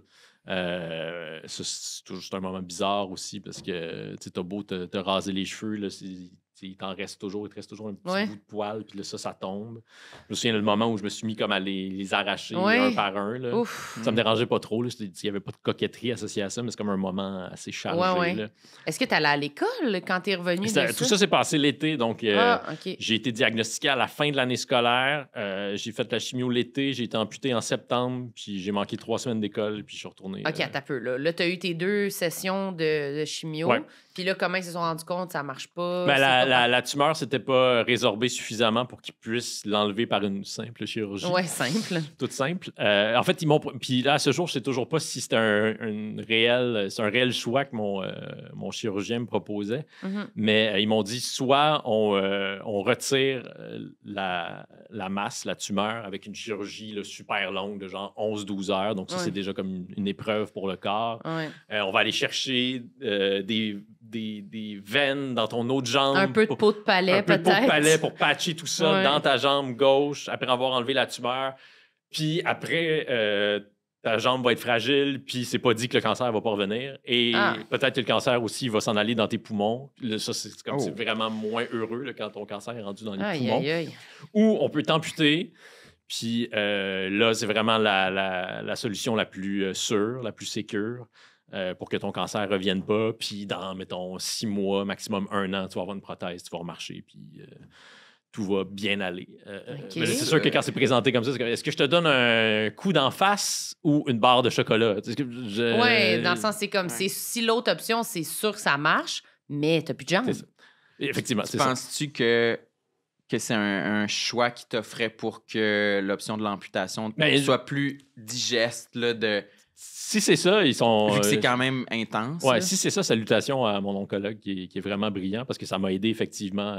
Ça m'a donné l'impression d'avoir une emprise sur mon destin alors que j'en avais pas du tout. Là, quand tu as une maladie aussi grave que ça fait partie de la souffrance que tu vis. Là, c'est que tu as l'impression que ta vie te glisse entre les mains. Là.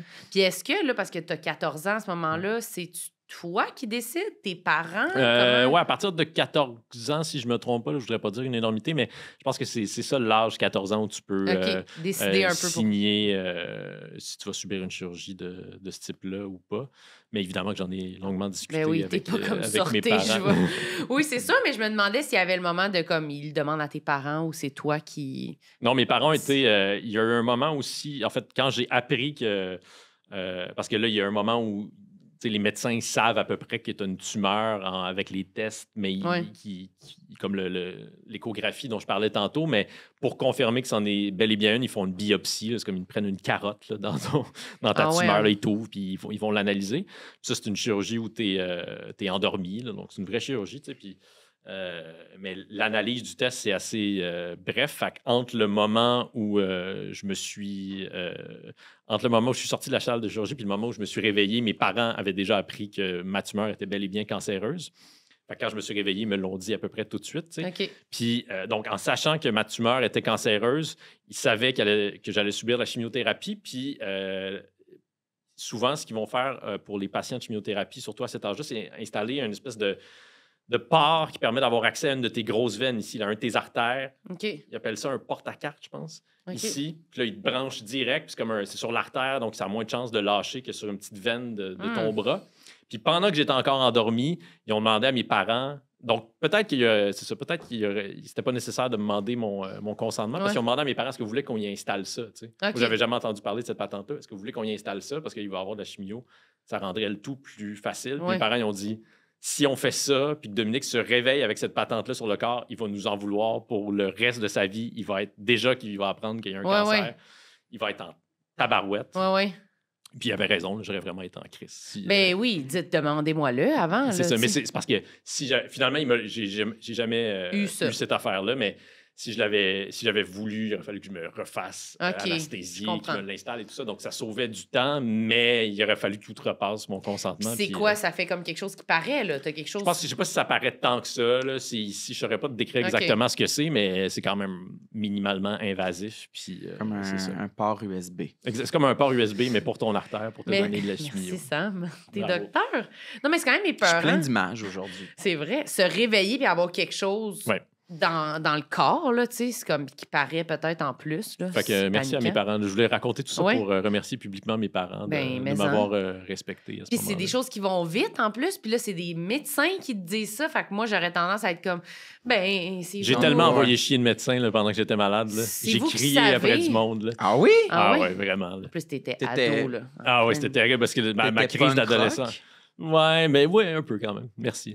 J'étais anarchiste. J'étais anarchiste. Je criais anarchie dans le pavillon Charles Bruno. Ça veut dire quand même une bonne c'est aussi crise d'adolescence. que souvent les médecins arrivent avec leurs étudiants. Puis, les stagiaires du monde. Les stagiaires. Puis, donc, c'est ça. Je me souviens d'un moment où il y était comme 12 dans la chambre. J'ai dit... en criant, c'est vraiment nécessaire là, que vous soyez tous là, à m'inspecter comme si j'étais un morceau de viande. Oui, je comprends. Je veux pas parler, je suis pas en train de parler contre. Les soins qui sont offerts à l'hôpital Sainte-Justine. Comprenez-moi bien. Là. Mais tous ces gens-là sont là pour apprendre et c'est essentiel. Mais je me suis mal comporté. Au point où ma mère m'a dit, là, Dominique, là, je vais aller chercher l'infirmière puis tu vas t'excuser auprès de l'infirmière. Ah oui? Parce que, tu t'es excusé, là. Oui, je m'étais excusé. J'étais anarchiste, mais j'étais quand même un bon garçon. Capable de t'excuser quand même. L'extérieur est anarchiste, mais à l'intérieur... de banlieue. Là. Oui, c'est ça. Un bum de bonne famille, comme dirait Robert Charlebois. Puis là, comment ça se passe, ce moment-là où là, tu te couches, puis là, c'est comme ils disent, OK, là, on va... C'est où qu'ils ont coupé, en fait? Je suis amputé. J'ai pas mon genou, mais j'ai ma rotule. OK. Oui, ça me permet d'être mieux appareillé. L'avantage, si vous songez à vous faire amputer une jambe... L'avantage que j'ai eu, c'est que ça a pu être planifié, puis ils ont pu procéder à l'amputation qui était la plus optimale pour que je puisse avoir une prothèse fonctionnelle par la suite, parce qu'il y a des gens qui traversent des accidents de travail, des accidents de la route. Ben oui, puis là, ils choisissent ils pas arrivent à l'urgence, puis les chirurgiens s'arrangent avec ce qui reste. C'est sûr. Donc là, moi, je suis entré dans la salle de chirurgie en sachant que j'allais ressortir avec un morceau en moins. Mais... Le mot amputation, il aurait pu choisir de quoi de moins élevé. Là. Ça fait vraiment... Mais c'est comme le mot... Il y a le mot mognon aussi. Là. Ah, ben ça. Là, mon prothésiste, mon nouveau prothésiste que j'ai depuis que je vis au centre de l'univers, c'est-à-dire à Montréal, lui, il utilise... On parle du mot segment. C'est ton segment, ce qui est comme un peu plus doux. Je préfère segment. Okay. Moi aussi, j'utilise ça. Il n'y a pas aucun médecin qui a déjà dit mognon. Là. Ouais, les médecins disent... Pardon? Il y a des médecins qui disent mognon, oui. Oh, ouais, ça arrive. C'est le terme populaire. Je pensais pas qu'un médecin pouvait dire mognon. Quand le médecin m'a proposé le choix dont je vous parlais tantôt, l'amputation, la chirurgie, au début, je comprenais pas. Vous voulez dire amputation, comme qu'est-ce que ce mot signifie? Oui. Je comprenais la signification de ce mot-là, mais je me demandais quelle intervention ça désignait, mais ça désignait bel et bien le geste de couper un membre. Oh my God. Je pensais que c'était une autre affaire. T'sais. Ah ouais, mais non, c'est comme... Non, faut couper. Et c'est comme quand je fais du coq à l'âne. Est-ce que ça arrive que les gens fassent du coq à l'âne? Ben oui. Ouais, on a déjà reçu Nathalie Petrescu. Ouais. Une vraie poule pas de tête. Elle est terrible. Elle est terrible. Je me suis blessé il y a quelques années. Je me suis cassé le fémur de ma jambe amputée, OK?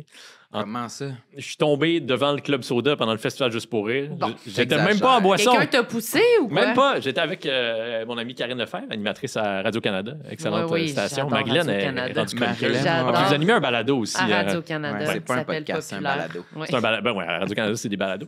Donc, j'étais avec Karine, puis on sortait du show de Marc Maron, on s'en allait voir un autre spectacle, puis devant le Club Soda, mon pied est resté pris dans une claque de... En tout cas, une seconde, je parlais à Karine, l'autre seconde, j'étais à terre en train de hurler. C'est le bon endroit où hurler, là, devant le Club Soda. C'est le bon quartier. C'est super. Je me mêlais à la foule. Là, de... Personne te regarde, en fait. C'est ça, tu peux hurler comme tu veux, tu vas rester là 6 mois. Et puis, j'ai jamais eu mal comme ça. Puis on se rappelle que je me suis amputé une jambe. C'est ça, puis tu as eu de la chimio. Oui, c'est ça. Mais c'était terrible. Karine m'a ramené chez nous, puis j'ai pas dormi de la nuit. Pourquoi t'allais pas à l'hôpital? Mais je pensais... Ça m'était déjà arrivé de tomber comme ça, puis ça s'était réglé quand même assez rapidement. Là, quelques jours sans ma prothèse, puis tout allait bien. Mais là, c'est ça. Je suis pas allé... En fait, je pense que je suis pas allé à l'hôpital, à l'urgence, avant comme 1 mois. Là. Ah bon, t'as enduré ça. Ouais, ça, c'est pas très intelligent. Non. C'est de la masculinité toxique. Mais pour vrai, c'est comme c'est l'exemple même de la... Je suis capable, je suis tough, je suis correct. Franchement. Puis... c'est ça, là, j'ai pris toutes les pilules, tous les antidouleurs qui étaient disponibles en vente libre, mais j'aurais clairement eu besoin de quelque chose de plus fort à ce moment-là. Oui. Parce qu'il a fallu que j'enlève ma prothèse aussi, puis ça fait encore plus mal. C'était parce que tu l'enlèves jamais. Oui, je l'enlève, mais ce que je veux dire, c'est que là, une fois que je suis tombé sur le trottoir et que je me suis cassé le fémur, il fallait que je l'enlève, mais là, ça faisait mal. Ouais. Ça devait enfler, forcément. C'est ça. Donc, j'ai fini par consulter. Je suis retourné voir le médecin qui m'a amputé. Ouais. Puis là, moi, j'étais quand même un peu inquiet parce que quand j'ai fini par consulter, ça faisait un bon moment là, que ça faisait encore mal, que j'étais incapable de mettre ma prothèse, puis je me déplaçais en béquille. C'était fâcheux. Là. Mon quotidien était considérablement complexifié par cette patente-là. Ouais. Et là, mon chirurgien de me dire... Puis je lui demandais si ça pouvait avoir des conséquences à long terme que je me blesse comme ça à répétition. Puis il dit « Oh non, mais ce qui peut arriver de pire, c'est qu'on va tout simplement rectifier l'amputation. » Rectifier l'amputation. Non, mais on va juste couper un petit peu plus haut. Puis ça sera... Ah! C'est pas une avenue que je souhaite emprunter. Mais il a dit ça sur le ton. C'est pas parce qu'une fois, j'ai dit oui qu'on peut considérer que moi, c'est on coupe. Voilà. Belle leçon de consentement mais non, ici. Mais calme, pas parce qu'on dit oui une fois que c'est oui pour toujours. On va juste un petit peu, si jamais toi, t'as quelque chose, dès que t'as un rhume, on coupe des bouts, puis, nous. C'est un médecin merveilleux. Je le salue, je vais pas le nommer. Non, nomme-le pas parce que moi, je viens de le roaster. Là. Mais il l'a dit sur le ton. Il m'aurait dit passe-moi le sel, qu'il l'aurait dit sur le même ton. On va tout simplement rectifier l'amputation. Donc, on n'a pas eu à rectifier l'amputation. Puis ma jambe a fini par guérir par elle-même. Mais pour revenir au moment où j'ai été amputé, c'est ça. Ils ont fait l'amputation qui était optimale pour que je puisse être appareillé pour avoir une prothèse le plus rapidement possible. Mais j'étais pas sous anesthésie cette fois-là. J'étais tout simplement... j'avais un épidural, là, comme une pour l'amputation? Oui, comme une femme. Ils m'ont donné un petit truc, là, une petite drogue là, pour me rendre un peu euphorique. Là. Fait que j'ai dormi, mais j'étais pas... j'aurais pu être conscient. Là. Puis... J'ai jamais été aussi apeuré de toute ma vie. T'aurais pu entendre les sons. J'aurais pu entendre les sons, oui, effectivement. Tu veux-tu demander, assommez-moi, je veux pas être réveillée, là. Mais c'est souvent quelque chose qui offre quand tu as à te faire opérer le bas du corps, c'est endormi ou épidural. C'est parce qu'une anesthésie, ça peut quand même avoir des conséquences. Ouais, c'est un petit peu plus dangereux. Ouais, c'est ça. Ils ralentissent ton rythme cardiaque. Puis à toutes les fois que j'avais été anesthésié, j'avais vomi abondamment en me réveillant, donc je voulais pas vivre ça. Je comprends. Puis ce jour-là, quand le même chirurgien dont on parle depuis tantôt, je l'ai roasté moi aussi. Quand il est venu me voir à la fin de la journée, ça s'est passé le matin, mon amputation, puis à la fin de la journée, il est venu me voir, puis il y avait manifestement une grosse journée. Il y avait pas J'imagine. Parce qu'une amputation, c'est quand même une chirurgie assez simple, je pense, là, pour des... OK. Je ferais pas ça moi-même, là, mais je pense que pour un chirurgien, c'est quand même... C'est de la boucherie assez élémentaire. Là, OK. Puis il arrive, il y avait plus de voix. Il parlait avec un filet de voix, fait qu'il s'excuse, puis là, il dit... Je suis désolé, j'ai perdu la voix. Puis j'ai dit, mais ça pourrait être pire. Moi, j'ai perdu la jambe aujourd'hui. OK. Pourquoi t'es pas devenu humoriste? Je sais pas. Mais ma mère était spécialement affligée. Elle a pas aimé ton commentaire. Elle était pas contente. Elle était comme là, tu viens de t'excuser à une infirmière, tu vas être obligé de t'excuser à ton docteur, ça suffit, là. C'est ça. Ouais. Fait que là, c'est quoi le moment quand justement t'as ça? Est-ce que un moment donné, tu vas essayer ta nouvelle prothèse? Comment ça Est-ce que tu peux la choisir? Comment... Quelle couleur, quelle marque? Non, mais pour vrai. Volcom. Non, mais avec des stickers. C'est une Vans. Une Vans? Un classique. Non, mais c'est fait sur mesure. Là. Il y a une prothèse. C'est fait en quoi? Excuse-moi. Là, mais c'est fait comme ce qu'on appelle l'emboîture. Là. Je ne vais pas enlever mes culottes devant vous. Mais là. non. Mais, baisse tes culottes. C'est masculiniste ici, baisse tes culottes. Je me rappelais aujourd'hui que je pensais à ce que j'allais vous raconter. Oui. Puis à toutes les fois que tu me poses une question, je réponds pas. Mais ça me dérange pas. J'ai fait mon deuil. J'étais dans un bar avec des amis, puis il y avait un gars que je connaissais pas tant que ça, mais que je trouvais plutôt sympathique. Je le connaissais, mais c'était plus une connaissance qu'un ami proche. Robert Lepage. Exactement. J'étais avec Robert Lepage, puis là, il me dit « Hey, à quoi ça ressemble? J'aimerais ça voir à quoi ça ressemble, ton mognon puis ta prothèse. » J'étais comme « Ton mognon? » Viens-t'en, on s'en va dans les toilettes, tu vas te le montrer. C'est vrai? J'étais un peu en boisson. Oui. Puis il y avait un de mes bons chums que je salue, Mathieu Blais, qui était là. Fait qu'on est allés les trois. C'est vraiment... Je le raconte, je me rends compte à quel point c'est étrange. On est allés dans la même cabine de toilette dans un bar, puis j'ai enlevé ma prothèse devant eux pour leur montrer à quoi. Et la satisfaction de ce gars était grande. Ouais. Non, mais en tout cas, elle a été remplie. Là. C'est gentil, mais c'était pas ça que je voulais que tu fasses. Là. Je vais pas faire ça. Mais donc, fait qu'il y a une emboîture dans laquelle je glisse le morceau de jambe qui me reste. OK. Puis après, en dessous, il y a un genou artificiel parce que j'ai pas mon genou, seulement ma rotule. Puis ensuite, il y a un gros poteau de métal. OK, c'est le jargon scientifique. C'est ça, et voilà. Non, mais il y a des gens, tu vois, je parle des fois, quand je parle avec d'autres, tu sais, la communauté des amputés, là, on est le même. Là. Puis il y a des gens, tu sais, qui... Je les rencontre. Là, toi, c'est quoi ta marque de genou? C'est quoi quelle marque ton pied? Je le sais pas, man. Je marche, puis ça fonctionne. OK, poteau de métal et je sais que c'est à la fine pointe de la technologie, puis que ma jambe, ça vaut cher, là, quand même, une prothèse. Là. Puis, fait que c'est ça. Puis là, moi, j'ai ce qu'on appelle un cosmétique. Là. Fait que c'est comme un morceau de mousse qui est sculpté, qui ressemble le plus possible à un mollet. Un mollet. Un mollet. Ce qui me permet de... longtemps, je me suis pas... Puis là, on revient au sujet des complexes, mais longtemps, j'ai refusé de me promener en culotte courte, en short l'été, parce que je voulais pas que les gens voient ma prothèse. Tu sais. Puis là, depuis quelques années... Tu le fais. Ouais, en fait, depuis comme une année ou deux, là, je suis comme... Il fait 42 dehors, les gens me remarquent plus si je suis en jeans. Ils sont comme, c'est qui le tarlac qui s'impose de suffoquer alors que si je suis en short, les gens se rendent moins compte. Est-ce que tu te souviens le moment où la journée que tu as décidé, je me mets en short aujourd'hui, j'arrête, j'assume, je le fais? Ouais, il y a aussi comme... En fait, dans les années qui ont suivi, il y a eu un retour du balancier. Là, dans les années qui ont suivi, là, à mon amputation, je me promenais en short, ça me dérangeait pas. Puis j'étais comme presque exhibitionniste de la prothèse. Là. Puis après, on dirait que j'ai voulu le cacher davantage parce que j'étais tanné de n'être que... Puis je n'étais pas que ça dans l'œil des autres, mais forcément, tu sais, si tu te promènes sur la rue, ça se peut qu'il y a des gens qui te regardent, puis il y a des enfants qui te pointent un peu ou qui demandent à leurs parents, mais tu sais que ça paraît pas. Je veux dire, ça paraît un peu, mais pas tant que ça non plus. Je comprends. Les gens sont pas constamment en train de scruter les autres sur la rue. Non. Mais quand même. C'est beaucoup lié à l'émission dont j'ai parlé tantôt, que j'anime à Ami Télé. Il va y avoir une nouvelle saison en mars là, sur les ondes d'Ami Télé. Viens souper. Oui, ça on va s'en vient. Merci. Oui. Puis dans cette mission-là, je reçois des personnes en situation de handicap, mais des gens qui vivent avec des handicaps. Je ne veux pas hiérarchiser, mais il y a des handicaps qui sont plus compliqués au quotidien, qui créent plus d'obstacles. Puis de parler avec ces gens-là qui embrassent leurs différences d'une manière très, très lumineuse. Là, ça m'a un peu humilié, là, mais dans le sens le plus noble du terme. Là, ça dans t'a le sens donné où, envie de laisser ça derrière. Là. Pour qui tu te prends tardif que tu veux pas montrer qu'il te manque une jambe alors que il y a des gens aussi, il y a un paquet de gens qui sont en situation de handicap qui n'ont pas le choix. Là. Si t'es en fauteuil roulant, mais ton fauteuil, tu peux pas vraiment le camoufler. Donc, ça m'a fait prendre conscience qu'il y avait une part de moi qui trouvait encore ça honteux d'être handicapé. Puis si je me suis pas complètement débarrassé de ça. C'est comme un truc sur lequel je travaille parce qu'on aime penser que tous les préjugés qu'on a au sujet des personnes handicapées, qu'il n'y en a pas de préjugés, là, que notre société s'est complètement débarrassée de ça, mais je pense que c'est quand même assez faux, là, qu'on a de la difficulté à ne pas prendre en pitié ces personnes-là. C'est sûr, parce que c'est une différence super visible que la majorité des gens ne sont pas habitués d'avoir des gens handicapés dans leur entourage.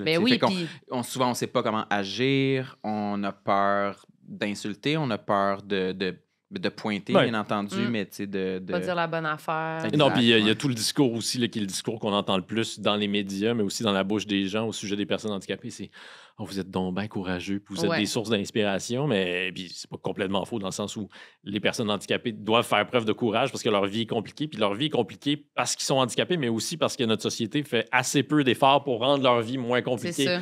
Fait que c'est sûr que tu as besoin de faire preuve de courage si c'est pas toutes les stations de métro à Montréal qui sont équipées d'un ascenseur. T'as pas le choix. Tu peux pas te déplacer, puis trouver un logement adapté, c'est la croix et la bannière. Puis bon, je vais juste nommer quelques exemples qui me viennent en tête, là, qui sont les plus immédiats, là, ceux qui rencontrent les personnes en situation de handicap. Et voilà, je suis en train de présenter ma candidature. Non, mais c'est bien. Mais c'est vrai aussi que c'est sûr que quand on pense à n'importe quel handicap qu'on s'imagine avec, ça nous fait paniquer. Fait que c'est sûr que quand on voit quelqu'un, c'est ça l'affaire de pitié, l'affaire de « Oh non, oh mon Dieu! Oh. » Fait que c'est ça qu'il faudrait se débarrasser, puis que si on est capable de plus en parler, mais ça devient moins grave de juste l'adresser.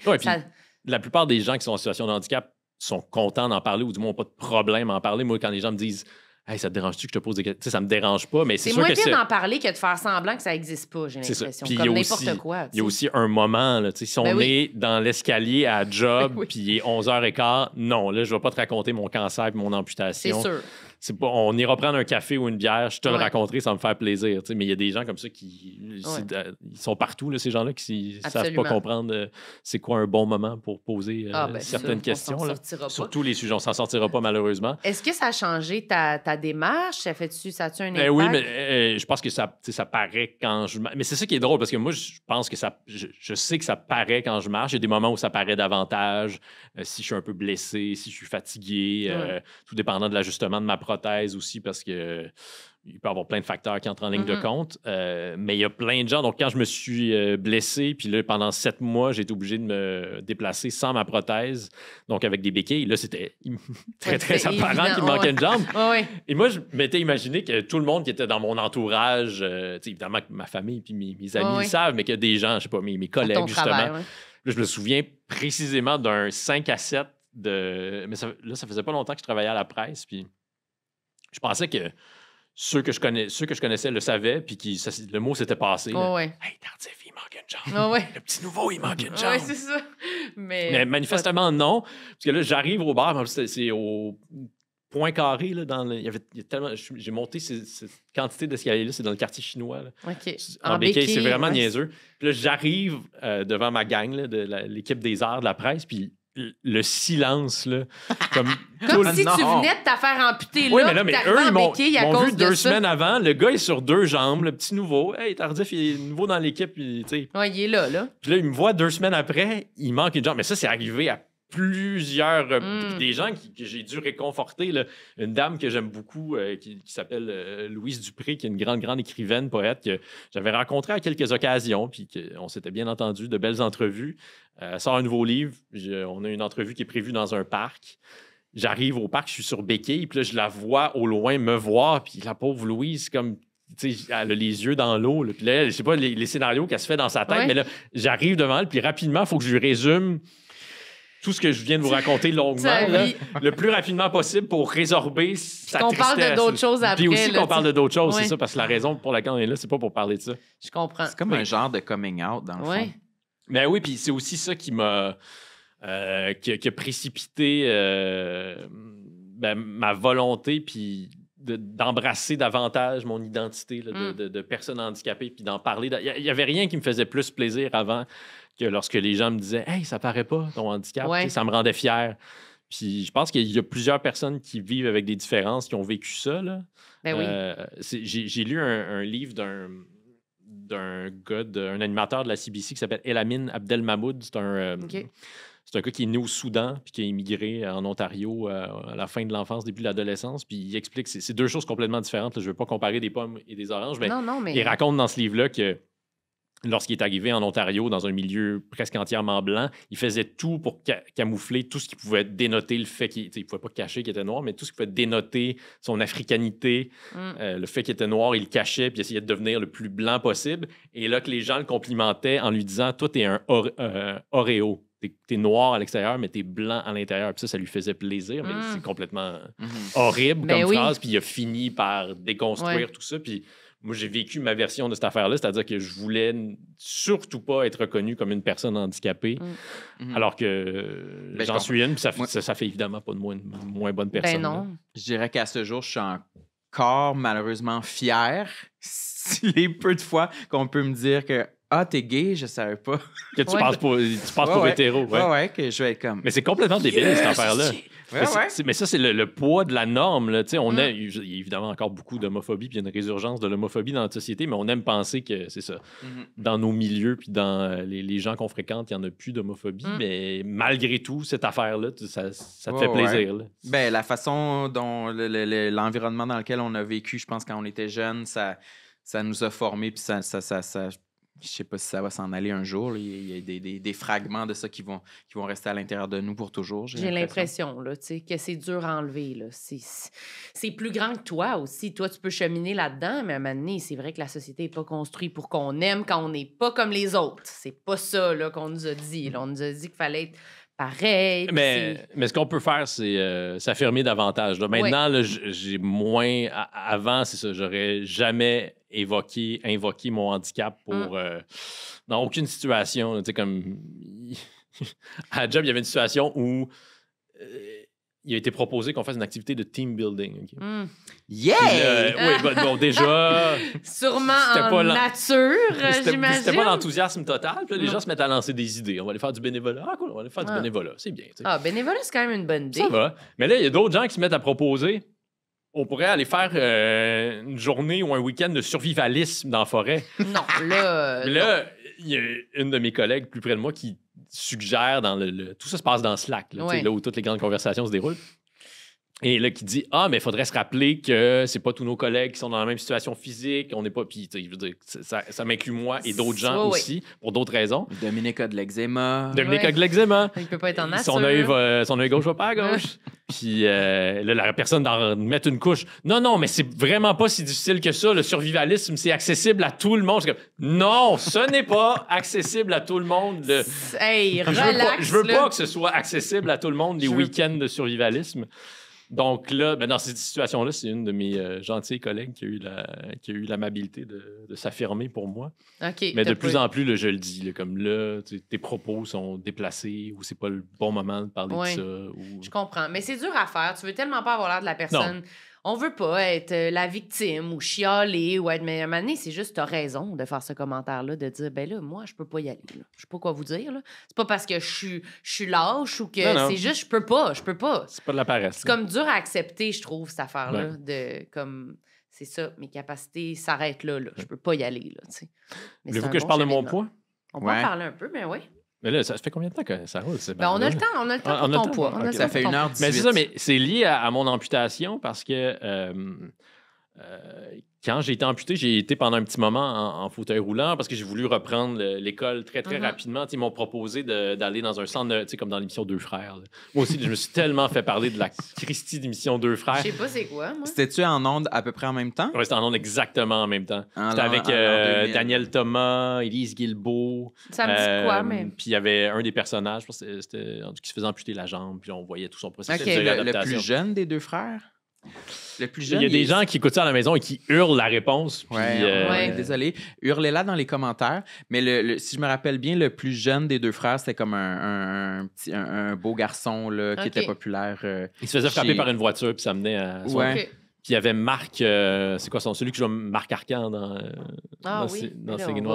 Marc Beaupré, c'est ça son Boisbriand. Je pense que c'est Beaupré, je pense.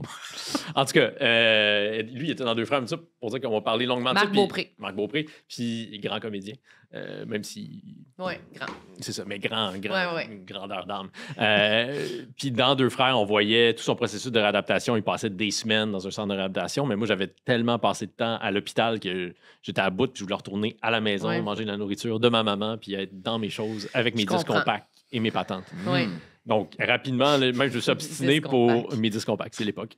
Je voulais aussi retourner à l'école le plus rapidement pour pas être en retard, puis retrouver mes amis. Puis il y a aussi ça, c'est que quand t'es malade, tu sens vrai, quand t'as la grippe, mettons, t'es enfant ou ado, puis t'es obligé de rester à la maison, il y a comme le plaisir de pouvoir regarder The Price is Right, mais il y a aussi le FOMO.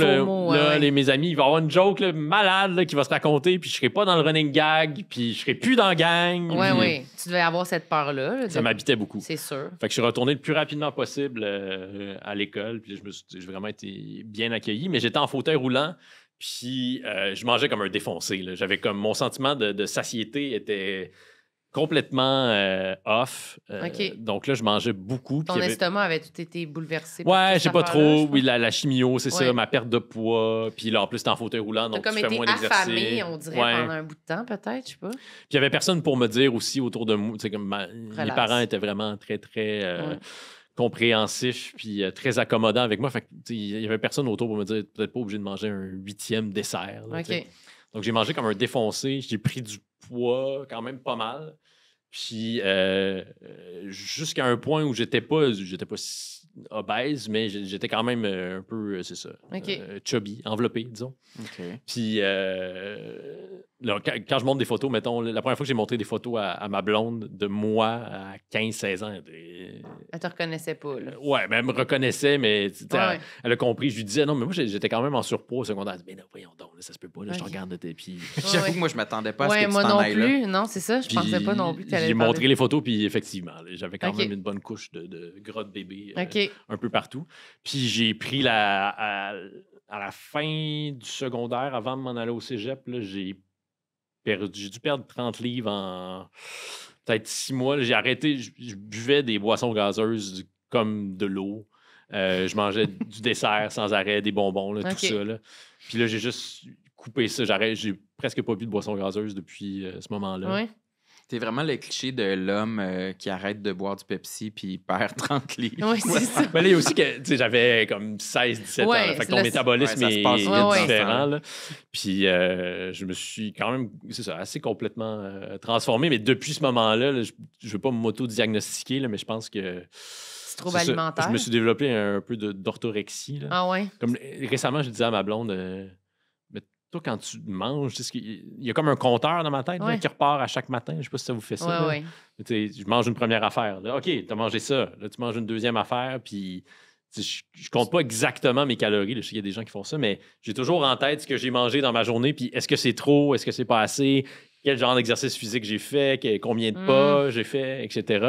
Tu n'es jamais relax là, par rapport à ça. Je suis jamais complètement dans l'abandon lorsque je mange. Puis là, j'essaie vraiment de me parler puis de me raisonner parce que ça n'a pas de bon sens pour moi d'abord et avant tout, mais aussi parce que j'ai 2 filles. Puis là, j'essaie vraiment de faire attention, même s'ils sont encore petites. On se rend compte que les problèmes d'image corporelle, ça se développe assez rapidement. Là. Fait que je ne tiens pas à léguer ça à ma descendance. Idéalement. Je préférais leur léguer tu peux pas ma grande fortune. empêcher la vie d'arriver à eux, là, mais tu pas de contrôle sur le reste de la société, mais... Fait que ouais, c'est ça. Récemment, il y a Mélissa Mayer-Falkenberg, là, qui est une grande mélomane qui travaille pour Sirius, si je ne me trompe pas, grande connaisseuse de country, mais elle fait aussi des chroniques dans Le Devoir. Puis elle a fait une chronique où elle parlait de son rapport à ses vêtements, puis comment, quand tu prends du poids, ben là, il faut que tu ailles t'acheter de nouveaux vêtements, puis c'est jamais un moment agréable, c'est anxiogène, c'est souffrant. Puis j'ai juste écrit pour dire merci pour cette chronique-là, parce que je m'y suis beaucoup reconnu. Puis là, je me serais jamais imaginé ça de toi. Mais oui, comme là, récemment, j'ai dû changer de point dans le tour de taille de jeans. Parce que j'étais visiblement un peu trop à l'étroit dans mes anciens jeans. Là.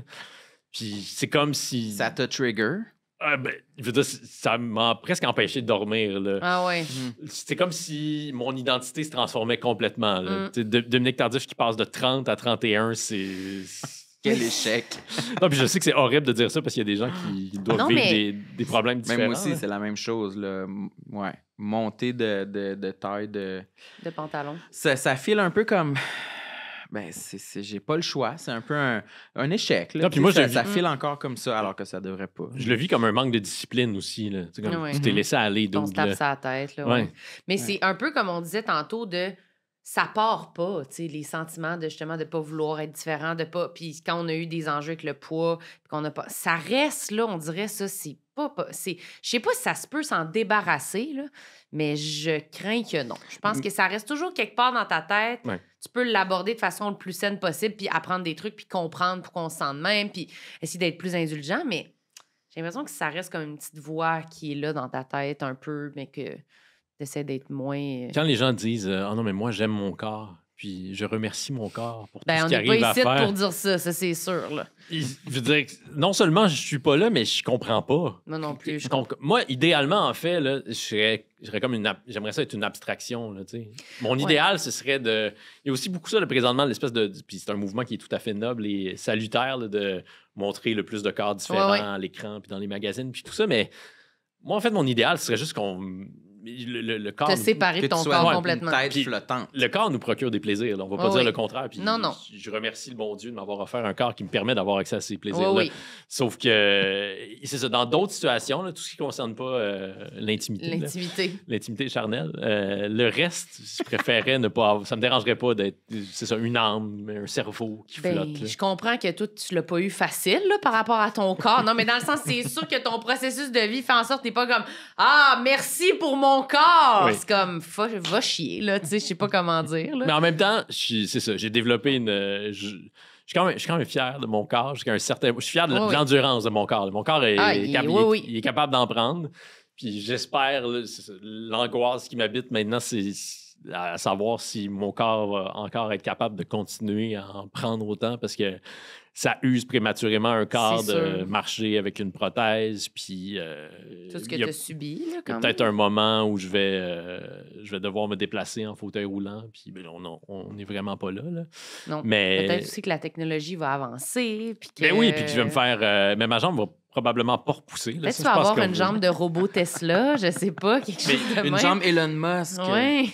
Comment? Ah non, puis lui, on l'aime, hein? Une jambe Elon Musk. C'est le Patreon du mois. On apprend Dom Tardif a une jambe Elon Musk. Ça, c'est une jambe qui fait des saluts nazis. Là. Oui. Ah, non. Mais il y a toutes sortes de... C'est effectivement la technologie avance assez vite, en fait, en matière de prothèses. Là, puis il y a des genoux bioniques maintenant, des genoux... Il y a de l'espoir. Avec des microprocesseurs. Puis maintenant, il y a aussi ce qu'on appelle l'ostéo-implantation. Là. Ils vissent quelque chose dans le moignon ou segment. Là. Vous choisissez le mot que vous préférez. Puis tu peux juste accrocher ta jambe après ce qui est... Mais là, ça suppose une chirurgie assez longue, un rétablissement assez long que je tiens pas à vivre. Là. J'arrive à faire... tout ce que je souhaite faire. On se rappelle que j'aime pas ça, aller faire de la randonnée. Anyway, tu n'iras pas faire le team building. Je me tiens loin de la nature. Il sera pas là. Je veux juste être au centre du monde, aller voir des spectacles dans des petits endroits. C'est tout ça à quoi j'aspire. Endroits. Avec des artistes importants. Avec des artistes, avec Robert Lepage. Avec Robert Lepage, Pierre Lapointe. Mais, fait que moi... J'ai de l'espoir, moi. J'ai de l'espoir. Merci. La technologie va avancer. Marilyn est positive aujourd'hui. Je suis positive. Ouais. Merci, Dominique. C'était super, c'était parfait. Okay. Merci moi, j'ai trouvé ça correct. Correct? OK. Ouais. D'accord. C'était chill. Je te donnerais un 6 sur 10. Ah oui, on donne une note! La note dans la presse! On a recouru après. Là. 6 sur 10. Non. On va Laissez des notes dans les commentaires. Là. Non, laissez pas de les gens notes. noter. Ouais, Non. pas. Ça fait toujours plaisir. Non, j'aime pas ça, les notes, moi. Ça m'angoisse. Non, mais ça va-tu durer encore longtemps, les notes dans la presse? Je pense que oui, là, c'est pas entre mes mains. Là. On est accro, on aime ça voir les notes. Je sais pas quoi répondre. Ça m'angoisse. C'est pas. Je pense que je peux parler pour mes collègues en disant que c'est pas ce qu'on préfère. C'est controversé. C'est controversé. C'est controversé. C'est comme les propos de Sam, c'est de plus en plus controversé. C'est complètement controversé. Non, moi, j'ai ma gang, ils aiment tous mes propos, c'est accepté. T'as-tu quelque chose à plugger, Dominique? Ouais, quelque chose. Ton émission. T'as pas une émission? J'ai déjà fait. Viens souper sur les ondes d'Ami Télé, nouvelle saison en mars. Puis je pense que les autres saisons sont disponibles sur tout.tv. T'écris dans la presse. J'écris dans la presse, effectivement. Je donne des notes dans la presse. Des notes, même si c'est controversé. Il n'y a aucune justification, juste une note. Ouais, c'est juste, moi, j'aimerais ça. Ça m'aiderait aussi avec mes notes confuses. Oui, t'as juste à écrire un gros 8 sur ton papier, puis tu reviens à la maison. Voilà, 8 sur 10. Merci, bonsoir. Puis mon balado, juste entre toi et moi. J'ai écouté le nouvel épisode avec Pierre Lapointe. Merci. Très bon, j'adore. Mais je t'écris tout le temps quand tes invités sortent. Je suis comme, waouh, bon invité! J'adore. Je suis comme, comment on fait pour le contacter? Donne-moi son numéro. Oui, c'est ça. Ouais, mais puis là, tu me dis, mais je vais pas l'appeler directement. Oui, je vais lui envoyer un beau courriel.